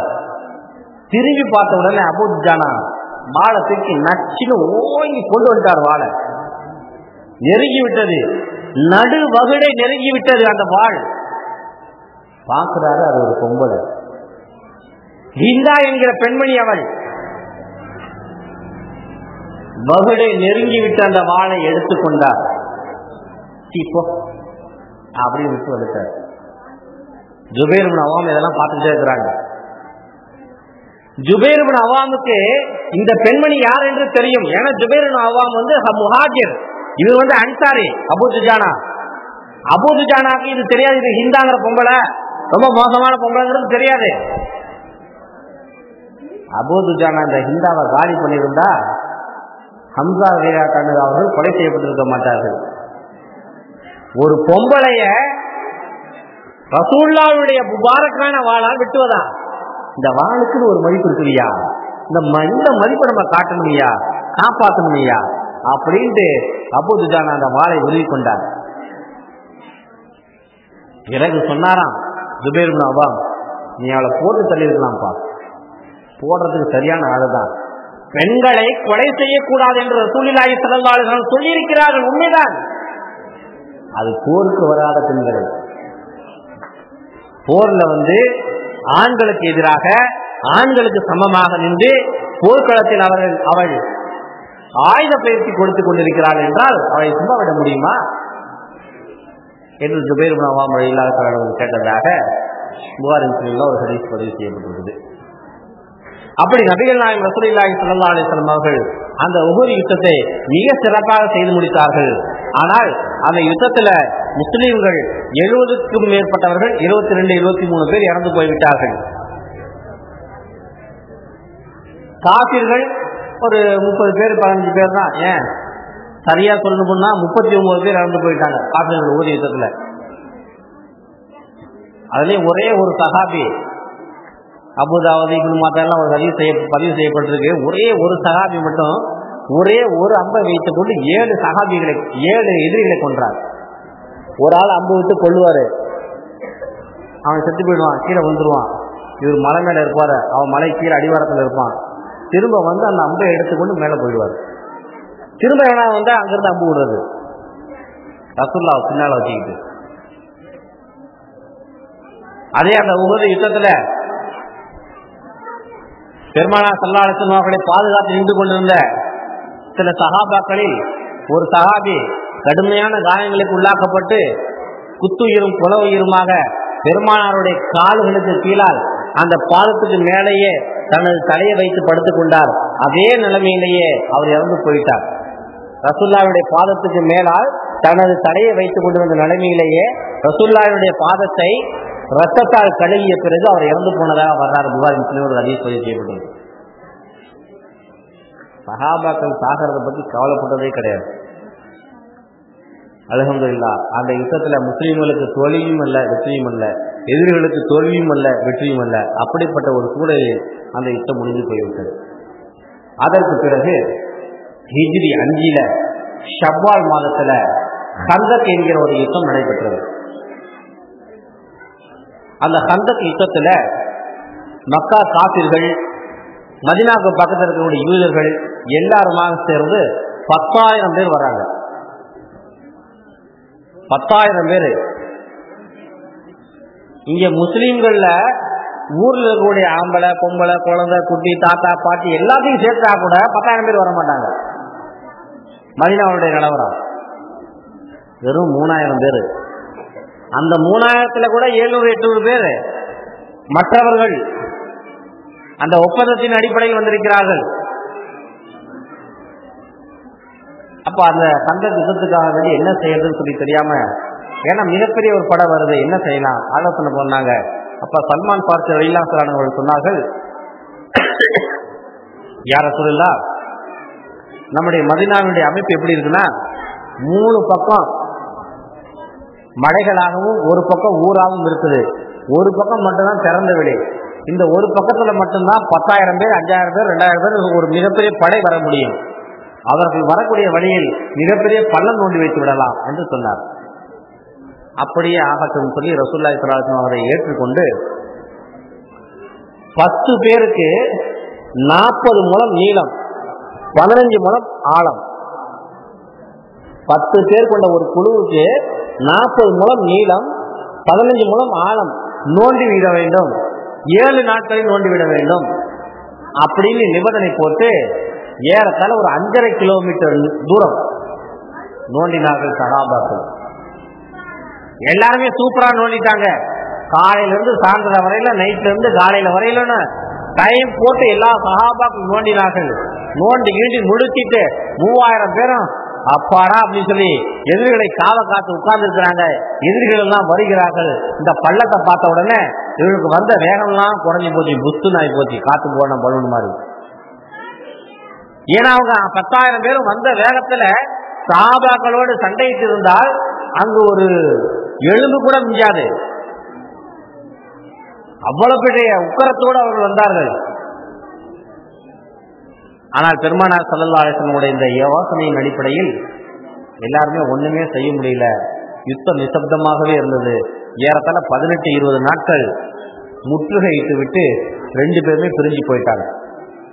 இந்த நேரத்துல மக்காவில் இருந்த முஸ்லிம்கள்ல சில பெண்களும் குழந்தைகளும் ஹஸ்ஸான் இப்னு சாபித் என்கிற ஒரு கவிஞர், ரசூலுல்லாஹ்வினுடைய கவிஞர், அவர் என்ன செய்தாரு, தன்னுடைய கோட்டையில கொண்டு போய் அதிகமான மக்களை குடியமர்த்தியிருந்தார். பாதுகாப்புக்காக ஒரு பெரிய கோட்டை வச்சிருக்கிறார். ஹஸ்ஸான் இப்னு சாபித் நிறைய காசு சம்பாதிச்சாரு. சரியான காசு சில்லற பார்த்தாரு. அவரு கோட்டை கட்டி வச்சிருக்கார். தன்னுடைய வீட்டை கோட்டையாகவே வைத்திருந்தார். தன்னுடைய கோட்டைக்குள்ள முஸ்லிமான ஆண்கள், பெண்கள், பெரியவர்கள், குழந்தைகள் எல்லாத்தையும் கொண்டு போய் வச்சிருக்கிறாங்க. அப்படி வச்சிருக்கிற நேரத்துல ரசூலுல்லாஹ்வினுடைய அத்தை சஃபியா ரலியல்லாஹு தஆலா அவர்களும் அந்த கோட்டைக்குள்ள இருக்கிறாங்க. இந்த கோட்டையில இருக்கக்கூடிய ஒட்டுமொத்த முஸ்லிம்களுக்கும் பாதுகாப்பு ஒரே ஒரு ஆம்பளை ஹஸ்ஸான் இப்னு சாபித் ரலியல்லாஹு தஆலா அவர்கள் மட்டும்தான்.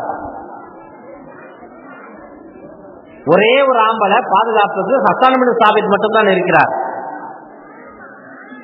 அப்ப இந்த மாதிரி இக்கட்டான நேரத்தில் ஹஸ்ஸான் இப்னு சாபித் அப்படியே வெளியே போறது வர்றது, கோட்டையை சுத்திக்கு மதில சுத்திக்கு ஏறி இறங்கி பாக்குறது, யாராவது வராங்களா போறாங்களா அப்படின்னு சொல்லி இந்த சஃபியா அம்மாவும் ரசூலுல்லாஹ்வுடைய அத்தை இவங்களும் அப்படியே மேல ஏறி இறங்கி பாக்குறது, இப்படியே பார்த்துட்டு இருக்கிறாங்க. அப்படி பார்க்கும்பொழுது ஒரு யூதன் அந்த கோட்டையை சுத்தி சுத்தி சுத்தி சுத்தி வந்துட்டு இருக்கான். அது ஒரு இரவு நேரம். அவன் வேவு பார்க்க வந்திருக்கிறான். இங்கு கோட்டையில பாதுகாப்பு சரியாக இல்லை என்றால் எல்லாத்தையும் காலி பண்ணிடலாம் அப்படின்னு சொல்லி வேவு பார்க்கறதுக்கு ஒரு ஆள் அனுப்பிச்சிருக்காங்க யூதர்கள். அவன் அப்படியே சுத்தி சுத்தி சுத்தி வந்துட்டு இருக்கான். அப்ப சஃபியா அம்மா ஹஸ்ஸான் இப்னு சாபித்தை கூப்பிட்டு, ஹஸ்ஸான் இங்க வா, அந்த பையன் சும்மா சும்மா சுத்தி வந்துகிட்டே இருக்கிறான், அவன் மேல சந்தேகமா இருக்கு, இறங்கி போய் ஆளை காலி பண்ணிட்டு ஜோலி முடிச்சுட்டு வா அப்படின்னாங்க. ஹஸ்ஸான் இப்னு சாபித்துக்கு வாய் வீச்சு இருக்கிற அளவுக்கு வால் வீச்சு கிடையாது. வாயாலே பெரிய சண்டை போடுவாரு. ஆனா வால் எடுத்தவர்னா அவருக்கு அர்த்தம். அவர் சொல்றாரு, ஹதீஸ்ல அப்படியே வருது, என்னை பத்தி உங்களுக்கு நல்லாவே தெரியும், என்ன போய் சொல்றீங்களே, என்னை பத்தி உங்களுக்கு நல்லாவே தெரியும், என்ன போய் போக சொல்றீங்களே? எனக்கு தெரியும், சஃபியா அம்மாவுக்கும் தெரியும் இவர் எப்படி அமைட்டாங்கன்னு. இவர்கிட்ட வாய் ஜாலதான் இருக்குது, வாயால சண்டை போடுவார தவிர வால் எடுத்து சண்டை போட மாட்டாரு அப்படின்னு அந்த அம்மாவும் தெரிஞ்சுக்கிட்டு, சரி பேசாம இங்கே இரு எல்லாத்தையும் பார்த்துக்க அப்படின்ட்டு பெண்கள் இடுப்புல கட்டக்கூடிய ஒரு துணியை, ஒரு நல்ல ஒரு துணியை எடுத்து போட்டு நல்லா கட்டிக்கிட்டு அந்த அம்மா நைட் நேரம் அந்த கோட்டைக்கு மேலே ஏறி, ரசூலுல்லாஹ்வுடைய அத்தனை வயசு பெருசு, அப்துல் முத்தலிபுடைய மகள், ரசூலுல்லாஹ்வுடைய வயசு பெருசு 60-65 வயசு இருக்கும் அந்த அம்மாவுக்கு. கோட்டையினுடைய மதில் சுவர்களில் ஏறி பக்குவமா நாத்து கீழே இறங்கி அந்த பையன் அந்த பக்கமா உலாவிட்டு இருந்தான். கையில ஒரு தடி ஒன்று எடுத்துட்டே போயிருந்தாங்க. ஓங்கி புறமண்டையில ஒன்று போட்டு ஆளை காலி பண்ணிட்டாங்க. யாரு? தனியாக ஒரு பெண்மணி போய் ஒரு ஆம்பளைய அடிச்சு காலி பண்ணிட்டாங்க. காலி பண்ணி போட்டுட்டு கையை தட்டிக்கிட்டு குச்சியோட மேல வந்தாங்க. ஹசானை கூப்பிட்டாங்க. ஹசான், ஆள் காலி, அவன் ஒரு ஆம்பளையா இருக்கிறான், என்னால் அவனுடைய தலையை அறுத்து தூக்கி போட முடியல, எனக்கு வெக்கமா போச்சு. ஆனா நீ இந்த கத்தி எடுத்துட்டு போய் அவன் தலையை அறுத்து அப்படி தூக்கி முள்ள ஒரு பக்கம் தலை ஒரு பக்கமா தூக்கி போடு, பாக்குறவங்க எல்லாம் பயந்துட்டு போயிடுவானுங்க. இங்க பெரிய படை இருக்குது போல தெரியுது, இங்க நம்ம போகக்கூடாது அப்படின்னு எல்லாருக்கும் பயம் வந்துடும், போ அப்படின்னாங்க. அப்ப ஹசானு, என்னையா போக சொல்றீங்க, நானா போகிறது, இவ்வளவு தூரம் வேலை செஞ்சிட்டீங்க, இந்த வேலையை நீங்களே செஞ்சிருங்களேன் அப்படின்னாரு. ஓமுக்க வந்து சொன்னோம் பாரு அப்படின்ட்டு அந்த அம்மையார் வாழை வாங்கி கொண்டு கீழே இறங்கி போனாங்க. அவனுடைய கழுத்தை கரகரன்னு அழுத்து தூக்கி கோட்டைக்கு வெளியே இல்லை, அந்த நடைபாதைகளில் தூக்கி எறிந்தார். அந்த சடலத்தை தூக்கி இன்னொரு பக்கமா தூக்கி எறிஞ்சாங்க. இந்த உடலை பார்த்து விட்டு அந்த கோட்டைக்கு பக்கத்துல ஒரு பயம் வரல, பயங்கரமான பாதுகாப்பு இருக்கு போல தெரியுது அப்படின்னு நினைச்ச எல்லா பயனும் பயந்து போயிட்டான். இப்னு ஹிஷாம்ல இந்த ஹதீஸ் பதிவு செய்யப்பட்டிருக்கிறது. ஆகவே அன்பார்ந்த அல்லாஹ்வின் நல்லடியார்களே, இப்படி சஹாபாக்களை பார்த்தோம்னா பயங்கரமான வீரம். அந்த கந்தக் யுத்தத்துல ஏறத்தாழ பல நாட்கள் முற்றுகையிட்டு இருந்து கடைசியாக அந்த யுத்தம் ஒரு முடிவுக்கு வந்தது. 18-20 நாட்களுக்கு மேல முற்றுகை. அதுக்கப்புறமா அல்லாஹ் தஆலா அந்த எதிரிகளுக்கு மட்டுமே கடும் புயலை வீச செய்து, அந்த புயலில் கடுமையான பனியை வீச செய்து அவர்களை புறமுதுகு காட்டி ஓட வைத்து விட்டார். அப்படி ஏதாவது ஓடி போயிட்டாங்க. முஸ்லிம்களுக்கு கொஞ்சம் ரிலீஃப் ஆயிடும். எல்லா சஹாபாக்கும் வீட்டுக்கு வந்தாங்க. வீட்டுக்கு வந்து ரசூலுல்லாஹி ஸல்லல்லாஹு அலைஹி வஸல்லம் அவங்க கூட தன்னுடைய ஆடைகள் எல்லாம் கழட்டி வைத்து விட்டு, தன்னுடைய கவச உடைகளை எல்லாம் வாள்களை எல்லாம் கழட்டி வைத்து விட்டு தண்ணீர் வைத்து குளித்துக் கொண்டிருக்கிறார்கள் வீட்டுல. ஏன்னா 10-15 நாளா கசன்னு யுத்த கடத்திலே நின்றுட்டு வந்ததில்லை, ரசூலுல்லாஹ் குளிச்சுட்டு இருக்கிறாங்க. அப்படி குளிக்கும் பொழுது ஜிப்ரீல் வந்துட்டார். குளிக்கிற இடத்துக்கு ஜிப்ரீல் சொல்கிறார், யார சொல்லலாம், நீங்க எல்லாம் உங்களுடைய யுத்த ஆடைகளை கலட்டி விட்டீர்கள், மலக்குமாக இன்னும் கலட்டவில்லை, உங்களுடைய ஆடைகளை அணியுங்கள், உடனே பனி குறைலாவிடத்தில் போங்க, அல்லாஹ்வுடைய உத்தரவு. ரசூலுல்லாஹி ஸல்லல்லாஹு அலைஹி வஸல்லம் அவங்க சட்டுப்புட்டு தண்ணி அள்ளி ஊற்றிக்கிட்டு ஓடி வந்து சட்டையை போட்டுக்கிட்டு சில சஹாபாக்களை கூப்பிட்டு சொன்னாங்க, எல்லாருமே அசர் தொழுகைக்கு பனு குறைலா இருக்கக்கூடிய பகுதிக்கு போயிடணும். மக்கள் வந்து ஒரு 3 கிலோமீட்டர் 4 கிலோமீட்டர் தூரம், எல்லாருமே அசர் தொழுகைக்கு அங்க போயிடணும் அப்படின்ட்டாங்க. அவ்வளவுதான் பார்க்கணுமே, இந்த செய்தி அங்க போய் தெருவா தண்டோரா போட்டு எல்லா மக்களுக்கும் சொல்லி அசருங்கிற இடத்துல எல்லாரும் இஷாக்கு தான் அங்க வந்து சேர்ந்துட்டாங்க. எல்லாம் புறத்து வரணும்ல, குளிச்சுட்டு இருப்பாங்க, சாப்பிட்டு இருப்பாங்க, வேலைகள் இருக்கும். ஏன்னா அப்பதான் எல்லாம் காலையில வந்து சேர்ந்தாங்க. உடனே லோருக்கு பிறகு புறட்டு போயிட்டாங்க இன்னொரு விஷயத்துக்கு. அங்க போய் ஏறத்தாழ முஸ்லீம்கள் இருந்தார்கள். 3000 முஸ்லீம்கள் அங்கு முற்றுகையிட்டு இருந்தார்கள். அந்த பனு குறைலாவர்கள், அந்த கோட்டை ஒரு பலமான கோட்டை, அந்த கோட்டை அவ்வளவு சீக்கிரமா தகர்த்துலாம் உள்ளுக்கு போக முடியாது. அப்படிப்பட்ட ஒரு பலமான கோட்டை. அந்த கோட்டையில் இருந்த அந்த முஸ்லீம்களை எல்லாம், அந்த கோட்டையில் இருந்த காபிர்களை எல்லாம் என்ன செய்வது என்றே தெரியாமல் ரசூலுல்லாஹி ஸல்லல்லாஹு அலைஹி வஸல்லம் அவர்கள் யோசித்துக் கொண்டிருந்தார்கள். அவங்களோட சண்டை போட முடியல, ஏன்னா அவங்க உயரமா இருக்கிறாங்க, மலைக்கு மேல இருக்கிறாங்க, சஹாபாக்கள் மலைக்கு கீழே இருக்கிறாங்க. அவன் மேல இருந்துகிட்டு கல்லை தூக்கி போடுறான், மேல இருந்துகிட்டு அம்பி அடிக்கிறார்கள். சஹாபாக்கள் இங்கிருந்து அம்பி அடிக்க முடியல, இங்கிருந்து கல்லை தூக்கி போட முடியல, எதையுமே பயன்படுத்த முடியல. ஆக கொஞ்சம் தூரத்துல எல்லாருமே சுத்திக்க ரவுண்ட் பண்ணி முற்றுகையில மட்டும் உட்காந்துட்டாங்க. அவனுக்கு இங்கிருந்து கீழே இருந்தா தண்ணி போகணும், கீழே இருந்தா அரிசி பருப்பு போகணும், கீழே இருந்து கோதுமைகள் போகணும், கீழே இருந்து பால் போகணும், ஒட்டகம் போகணும். அவன் எத்தனை நாளைக்கு உள்ளுக்கு இருப்பான்? 1 மாசம் இருப்பானா, 2 மாசம் இருப்பானா? பார்த்துக்குவோம். சஹாபாக்கள் இருந்தார்கள். ஒரு 10 நாள் ஆனிச்சு. அவங்களுக்கு தெரிஞ்சு போச்சு ரசூலுல்லாஹி ஸல்லல்லாஹு அலைஹி வஸல்லம் அவங்க நம்மளை காலி பண்ணாம விட மாட்டாங்க இன்னைக்கு. ஏன்னா யூதர்கள் இருக்கிறாங்களே, அது மூசா அலைஹிஸ்ஸலாம் காலத்துல இருந்து மோசமான மனிதர்கள். இன்னைக்கு உலகத்திலேயே மோசமான ஜாதி எதுனா அது யூதர்கள் தான். அமெரிக்காவை ஆட்சி படைப்பதும், ஆப்கானிஸ்தானை அழிப்பதும், இஸ்லாமியர்களுக்கு எதிராக செயல்படுவதும் யூதர்கள் மட்டும்தான். யூதர்களுடைய கைப்பிடியில் கிறிஸ்தவர்கள் இருக்கிறார்கள், கிறிஸ்தவ ஆட்சி இருக்கிறது. அந்த ஆட்சியை வைத்துக் கொண்டு இவர்கள் ஆடுகிறார்கள். உண்மையிலுமே யூதர்களுடைய எண்ணிக்கையை பார்த்தீங்கன்னா 1 கோடி பேர் கூட உலகத்தில் இல்லை. யூத ஜாதியில யாருமே மதம் மாறி போக முடியாது. யூதனா நான் இப்போ நான் யூத ஜாதிக்கு போறேன் அப்படின்னா அவன் ஏற்றுக்க மாட்டான். என்ன 3 தலைமுறைக்கு ஒதுக்கி வச்சிருவான். என்னுடைய 4வது தலைமுறையில வரக்கூடிய பிள்ளை தான் அவன் யூத ஜாதியில சேர்ப்பான். அப்படிப்பட்ட ஒரு கொள்கை. அவனுக்கு புள்ள பிறந்தா மட்டும்தான் அது ஜனத்தொகை பெருக்கும். இது யாருமே அங்க புள்ள பெற்றுக்கவே மாட்டாங்கிறான். 2 புள்ள 1 புள்ளதான். குழந்தைய பெற்றுங்க, நான் உங்களுக்கு காசு தரேன் அப்படின்னு சொல்லி இஸ்ரேல்ல அறிவிப்புகள் செய்யப்படுது. ஆனா எவனும் கல்யாணம் பண்ணிக்க மாட்டானா, குழந்தை பெற்றுக்க மாட்டேங்கிறான். 1 புள்ள 2 புள்ளதான். ஆக அப்படிப்பட்ட அந்த மோசமான யூதர்களை ஹிட்லர் கூட பல லட்சம் பேரை கொண்டாரு. ஹிட்லர் பல லட்சம் பேரை கொண்டாரு. காரணம் என்ன? அவ்வளவு மோசமான சக்திகள் இந்த யூதர்கள். நபிகள் நாயகம் ரசூலுல்லாஹி ஸல்லல்லாஹு அலைஹி வஸல்லம் அவர்கள் சலாஹுதீன் வந்துட்டார், முடிச்சிருங்க தெரிஞ்சுன்னு நான் முடிச்சிருவோம்.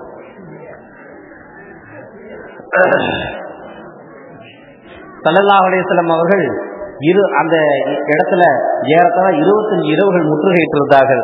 ஒரு 10வது நாளைக்கு பிறகு ஏற்கனவே யூதராக இருந்து முஸ்லிமான அபூ லுபாபாவை எங்கள்கிட்ட அனுப்பி வைங்க, நாங்கள் அவங்ககிட்ட ஒரு ஆலோசனை பண்ணணும் அப்படின்னு யூதர்கள் கூப்பிட்டுருந்தாங்க. பனு குறைலாவினர் ரசூலுல்லாஹி ஸல்லல்லாஹு அலைஹி வஸல்லம் அபூ லுபாபாவை அனுப்பி வைத்தார். அபூ லுபாபா மேலே போனார். பெரும் பெரும் தலைவர்கள்லாம் உட்கார்ந்துருந்தாங்க. எங்களை பற்றி ரசூலுல்லாஹ் என்ன முடிவெடுத்திருக்கிறாங்க, எங்களை பற்றி ரசூலுல்லாஹ் என்ன முடிவெடுத்திருக்கிறார்கள்? அபூ லுபாபா சொன்னார், அவ்வளவுதான், எஞ்சி வெளியே வந்துட்டார். இப்படி கையை காட்டிட்டு வெளியே வந்துட்டார். எல்லாத்துக்கும் தலை அறுக்கப்படும் அப்படின்ட்டு வந்துட்டாரு. இது ரசூலுல்லாஹ்வுடைய ராணுவ ரகசியம். இது ராணுவ ரகசியம் ரசூலுல்லாஹ்வுக்கும் தெரியும், அபூ லுபாபாவுக்கும் தெரியும். ஆனா அந்த ராணுவ ரகசியத்தை ஏதோ கூப்பிட்டானுவ நம்ம முன்னாள் சாதிக்காரனுவ அப்படின்னு ஒரு உற்சாகத்துல ஆவேசத்துல போய் அவனை நம்மளை மதிச்சு கூப்பிடானும் அப்படின்னு சொல்லி இவர் உண்மையை உடஞ்சிட்டு வந்துட்டார். உண்மையை சொல்லிட்டு வெளியே வரும்பொழுதுதான் ஆகா அல்லாஹ்வோட ரகசியம் ரசூலுடைய ரகசியத்தை இப்படி பகிரங்கப்படுத்திட்டு வந்துட்டோமே, நம்ம எவ்வளவு பெரிய பாவத்தை செஞ்சிட்டோம் அப்படின்னு சொல்லி இவர் வருத்தப்பட்டு வேதனைப்பட்டு இறைவனத்திலே மன்றாடு மன்னமாக நேர மஸ்ஜித் நபவிக்கு ஓடி போய் ஒரு தூணிலே தன்னை கட்டி போட்டு கொண்டு இருந்து விட்டார். ரசூலுல்லாஹ் எதிர்பார்த்துட்டே இருக்காங்க. அபூ லுபாபாவை காணோம். ரொம்ப நேரம் ஆச்சு, ஒரு நாளே ஆச்சு. எங்க அபூ லுபாபா? அப்பதான் சொல்லப்பட்டது, இல்ல அவர் நம்மளுடைய ரகசியத்தை சொன்னதுனால, அவரு அல்லாஹ் தன்னுடைய ரகசியத்தை சொன்னதுனால அல்லாஹ் இவருடைய பாவத்தை மன்னிக்க மாட்டான் என்று சொல்லி மஸ்ஜித் நபவில தன்னை ஒரு தூணில் கட்டி போட்டு கொண்டார். அவர் நீங்க அவுத்தாதான் நான் வருவேன் அப்படின்னு சொல்லிட்டு இருக்கிறாரு. ரசூலுல்லாஹி ஸல்லல்லாஹு அலைஹி வஸல்லம் சொன்னாங்க, அபூ லுபாபா என்கிட்ட நேராக வந்திருந்தா நான் அல்லாஹ்விடத்தில் பாவ மன்னிப்பு கேட்டிருப்பேன். ஆனால் அவர் என்னிடத்தில் வராமல் நேரடியாக இறை ஆலயத்துக்கு சென்று விட்டார். அது இனிமேல் அல்லாஹ் ஆட்சி அவராட்சி அப்படின்னு விட்டாங்க ரசூலுல்லாஹ். ஆக 25 நாட்களுக்கு பிறகு அங்க முற்றுகை முடியுது. அங்க இருந்த ஆண்கள், பெண்கள், சிறுவர்கள், சொத்து சுகங்கள் எல்லாத்தையுமே கைப்பற்றப்பட்டன. ஆண்கள் எல்லாம் கைகள் கட்டப்பட்டு ஏறத்தாழ 700 பேரு கொண்டுட்டு வந்து இன்னைக்கு மஸ்ஜித் நபவி இருக்குது இல்லையா, கிப்லா பக்கம், மஸ்ஜித் நபவியுடைய கிப்லா பக்கம் இருக்கு இல்லையா, அதுக்கு ஏத்தாப்புல ஒரு பெரிய காம்ப்ளெக்ஸ் ஒன்று இருக்கு, வியாபார காம்ப்ளெக்ஸ். அந்த காம்ப்ளெக்ஸ் பக்கத்துல ஒரு பெரிய குழியை நோண்டி பக்கத்துல இருந்த ஒரு வீட்டுக்குள்ள எல்லாத்தையும் அடைச்சி வச்சிருந்தாங்க. 700 பேரையும் ஒவ்வொருத்தராக இழுத்து வரப்பட்டு சஹாபாக்களால் கழுத்தறுத்து குழிக்குள் போடப்பட்டார்கள். 700 ஆண்கள் யூதர்கள். இஸ்லாமிய வரலாற்றுல ரசூலுல்லாஹி ஸல்லல்லாஹு அலைஹி வஸல்லம் அவர்கள் ஈவு இரக்கமே காட்டாமல் நடந்து கொண்ட ஒரே சமுதாயம் இவர்கள்தான். ரசூலுல்லாஹ் மிகப்பெரிய இரக்க குணமுடையவர், மிகப்பெரிய மன்னிப்பு குணமுடையவர். அந்த ரசூலுல்லாஹ்வையே இவர்கள் எவ்வளவு சூடேற்றி இருப்பார்கள் என்று நாம் யோசிக்க கடமைப்பட்டிருக்கிறோம். 700 பேர்த்தையும் அறுத்து உள்ளுக்கு போட்டாங்க. அப்போ ஒவ்வொருத்தனா உள்ளுக்கு போறான். சஹாபாக்கள் அந்த வீட்டுக்குள்ள போறாங்க. ஒரு ஆளை கை கட்டப்பட்டு இழுத்துட்டு வருவாங்க. வந்தவுடன் இப்படி போவாங்க. போற ஆளு திரும்ப வரவே மாட்டான். அப்ப அங்க இருக்கக்கூடிய அந்த 700 பேருக்கு தலைவன் கிட்ட ஒரு ஆள் கேட்கிறானா, தலைவரே என்ன ஒவ்வொரு ஆளையா எல்லாத்தையும் அழைச்சிட்டு போறாங்க, போற ஆளு ஒன்று கூட வரவே இல்லையே, என்னதான் நடக்குதுங்க? அட முட்டாப்பை விழா, இன்னுமாடா உங்களுக்கு புரியல? போறவன் ஒருத்தரும் வரவே இல்லைன்னா என்ன நடக்குது? எல்லாத்தையும் கருத்து எடுத்துக்கிட்டு இருக்கிறாங்க அப்படின்னு அவன் சொன்னானா. அதுக்கப்புறம் தான் அவங்களுக்கு என்ன நடக்குதுன்னு தெரியும் அப்படின்னு சொல்லி ஒரு ஹதீஸ் பதிவு செய்யப்பட்டிருக்கிறது. அப்படி 700 பேர் கொலை செய்யப்பட்டு உள்ளே போடப்பட்டார்கள். அதுல ஒரு பெண்ணும் அடங்குவார். அந்த பொம்பளைய, நீ ஒரு பொம்பளை, அதனால நாங்க உன்னை விட்டுட்டோம் போ அப்படின்னு சொல்லி ரசூலுல்லாஹி ஸல்லல்லாஹு அலைஹி வஸல்லம் அனுமதித்து அனுப்பினார்கள். இப்போ அந்த பொம்பளை சொல்லிச்சு, நான் ஆம்பளையா அப்படின்னு கத்துனா, இதையும் பிடிச்சி கட் பண்ணி போடுங்கப்பா அப்படின்ட்டாங்க ரசூலுல்லாஹ். அது ஒரு மோசமான ஒரு பொம்பளை. இப்படி 700க்கும் மேற்பட்ட யூதர்கள் அங்கு கொலை செய்யப்பட்டார்கள். அங்கு பிடிக்கப்பட்ட ஆண்களும் பெண்களும் குழந்தைகளும் கைதியாக ஆக்கப்பட்டு வெளிநாட்டில் சென்று விற்பனை செய்யப்பட்டார்கள். இதற்கு காரணம் என்ன? ரசூலுல்லாஹ்வுக்கு பக்கத்தில் இருந்துகிட்டு ரசூலுல்லாஹ்வுக்கு எதிராக இவர்கள் செயல்பட்டதுதான் காரணம். இந்த அபூ லுபாபா ரலியல்லாஹு தஆலா ஒரு மஸ்ஜிதில் கட்டப்பட்டு தன்னை தானே கட்டு போட்டு கொண்டார். ஒவ்வொரு தொழுகைக்கும் அவருடைய மனைவி வருவாங்க, கட்டை அவிழ்த்து விடுவாங்க, ஒழு செய்வாரு, தொழுவாரு. தொழுது முடிச்ச உடனே திரும்ப கட்டி போட்டுருவாங்க அவங்க அம்மா, அந்த மனைவி. இப்படி 5 நேர தொழுகைக்கு அப்படிதான். காலையில எடுத்து கொஞ்ச நேரம் அவுத்து விடுவாங்க, அவங்க 1-2 போயிட்டு வந்து திரும்ப கட்டி போட்டுவாங்க அந்த அம்மா. இப்படியாக அவர் ஏறத்தாழ 10-15 நாட்கள் கட்டி போடப்பட்டு கிடந்தார். ஒரு சமயத்தில் ரசூலுல்லாஹி ஸல்லல்லாஹு அலைஹி வஸல்லம் அவர்கள் உம்மு சலமா ரலியல்லாஹு தஆலா, உம்முல் முஃமினீன் மனைவி உம்மு சலமா ரலியல்லாஹு தஆலாவோடு வீட்டில் இருக்கும் பொழுது அதிகாலை தஹஜ்ஜுடைய நேரத்துல ரசூலுல்லாஹி ஸல்லல்லாஹு அலைஹி வஸல்லம் அவர்களுக்கு வேத வசனம் வருகிறது. இந்த அபூ லுபாபாவை நான் மன்னித்து விட்டேன் என்று வசனம் வருகிறது. உம்மு சலமா ரலியல்லாஹு தஆலா அவங்க சத்தம் போடுறாங்க வீட்டுக்குள்ள இருந்துகிட்டு, அபூ லுபாபா உங்களுக்கு ஒரு நற்செய்தி, உங்களை அல்லாஹ் தஆலா மன்னிச்சுட்டான், நீங்க உங்களுடைய கட்டை அவிழ்த்துக் கொள்ளுங்கள், நீங்க மேல்பட்டு சுதந்திரமாக இருங்கள் என்று சொல்லப்பட்டது. பள்ளியாசல் இருந்த சின்ன தோழர்கள் எல்லாம் ஓடி வந்தார்கள் அதை அவிழ்த்து விடுவதற்காக வேண்டி. அபூ லுபாபா சொல்லிவிட்டார், என்னை யாரும் அவிழ்க்காதீங்க, நான் என்ன சொல்லியிருக்கிறேன், என்னுடைய கட்டுகளை கண்மணி நாயகம் ரசூலுல்லாஹி ஸல்லல்லாஹு அலைஹி வஸல்லம் கரங்கள் தான் அவிழ்க்க வேண்டும். ஸல்லல்லாஹு அலைஹி வஸல்லம் பதிலுக்கு தான் வந்தாங்க, அவிழ்த்து விட்டதாக ஹதீஸ் புகாரி முஸ்லிம்ல பதிவு செய்யப்பட்டிருக்கிறது. ஆகவே அன்பார்ந்த அல்லாஹ்வின் நல்லடியார்களே, நபிகள் நாயகம் ரசூலுல்லாஹி ஸல்லல்லாஹு அலைஹி வஸல்லம் அவருடைய காலத்து போர்கள் இப்படிதான் இருந்திருக்கின்றன. இப்படி பெருமானாருடைய அந்த போர்களை நாம் ஆய்வு செய்து பார்க்கும்போது ஒன்று நன்றாக புரிய வரும். தன்னை தற்காத்துக் கொள்வதற்காக வேண்டியே அந்த யுத்தங்கள் நடந்தது. இஸ்லாத்தை பரத்த வேண்டும் என்பதற்காக வேண்டி நடந்த யுத்தங்கள் அல்ல என்பதை நாமும் உண்மையை புரிந்து கொள்ள வேண்டும். இஸ்லாம் இவ்வளவு தூரம் வளர்ந்ததற்கு காரணம் பெருமானாருடைய நற்குணங்களும் பெருமானாரை சார்ந்த சஹாபாக்களுடைய நற்குணமும் தான் காரணம் என்பதை நாம் புரிந்து கொள்ள வேண்டும். அல்லாஹு ஜல்ல ஷானஹு நம் அனைவருக்கும் அருள் செய்வானாக. ஆமீன். வாஹிரு அல்ஹம்துலில்லாஹி ரப்பில் ஆலமீன். அஸ்ஸலாமு அலைக்கும் வரஹ்மத்துல்லாஹி வபரகாத்துஹு. நேற்றைய கேள்வி, நபி ஸல்லல்லாஹு அலைஹி வஸல்லம் அவர்களின் மஸ்ஜித் நபவியை எத்தனை முழம் நீளமாக கட்டினார்கள்? 100 முழம்.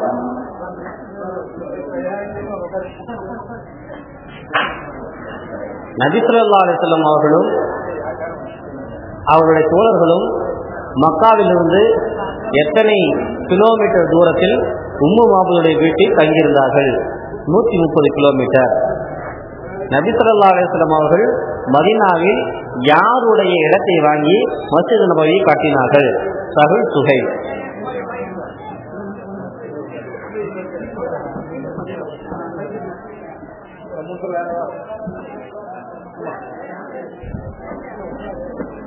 இன்றைய கேள்வி,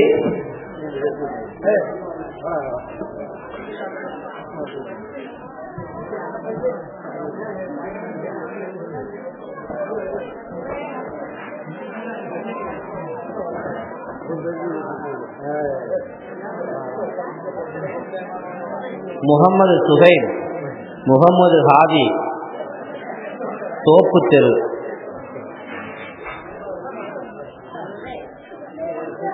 ஹசன் முகமது மகன் முகமது ஹாசிம்,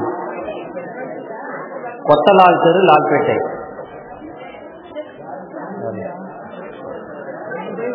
இர்பானுல்லா மகள் நஷ்வா பர்வீன், தோப்பு தெரு.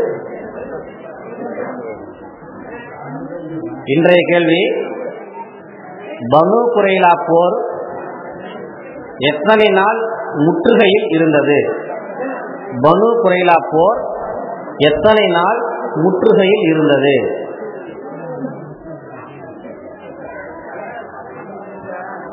நபி ஸல்லல்லாஹு அலைஹி வஸல்லம் அவர்களுடைய கைகளிலிருந்து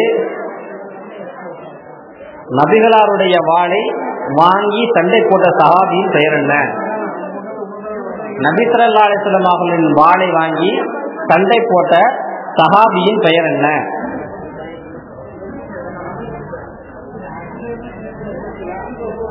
நபி ஸல்லல்லாஹு அலைஹி வஸல்லம் அவருடைய காலத்தில் மொத்தம் எத்தனை போர்கள் நடந்தன? நபி ஸல்லல்லாஹு அலைஹி வஸல்லம் அவர்கள் காலத்தில் மொத்தம் எத்தனை போர்கள் நடந்தன? அதாவது நான் என்ன சொன்னனோ அதுதான் நீங்க பதிலா எழுதணும். ஏன்னா ஒவ்வொருத்தரும் ஒவ்வொரு புக்கில் ஒன்று எழுதியிருப்பாங்க. நீங்க வேற புக்கு பார்த்தா எழுதிடக்கூடாது. அஜர்த்தி என்ன சொன்னாரோ அதுக்கு தான் ஆன்சர் எழுதணும். சரிங்களா? பிஸ்மில்லாஹிர் ரஹ்மானிர் ரஹீம். ரப்பனா லக்கல் ஹம்து லக ஷுக்ரு யா அல்லாஹ் ஸல்லி அலா ஸய்யிதினா முஹம்மதின் வ அலா ஆலி ஸய்யிதினா முஹம்மதின் முபாரிக் வ ஸல்லிம் அலைஹி. اللهم صل على سيدنا محمد عبدك ورسولك والمؤمنين والمؤمنات. اللهم ربنا آتنا في الدنيا حسنة وفي الآخرة حسنة وقنا عذاب النار. صلى الله وسلم على سيدنا محمد وآله وصحبه أجمعين والحمد لله رب العالمين. صلى الله عليه وسلم.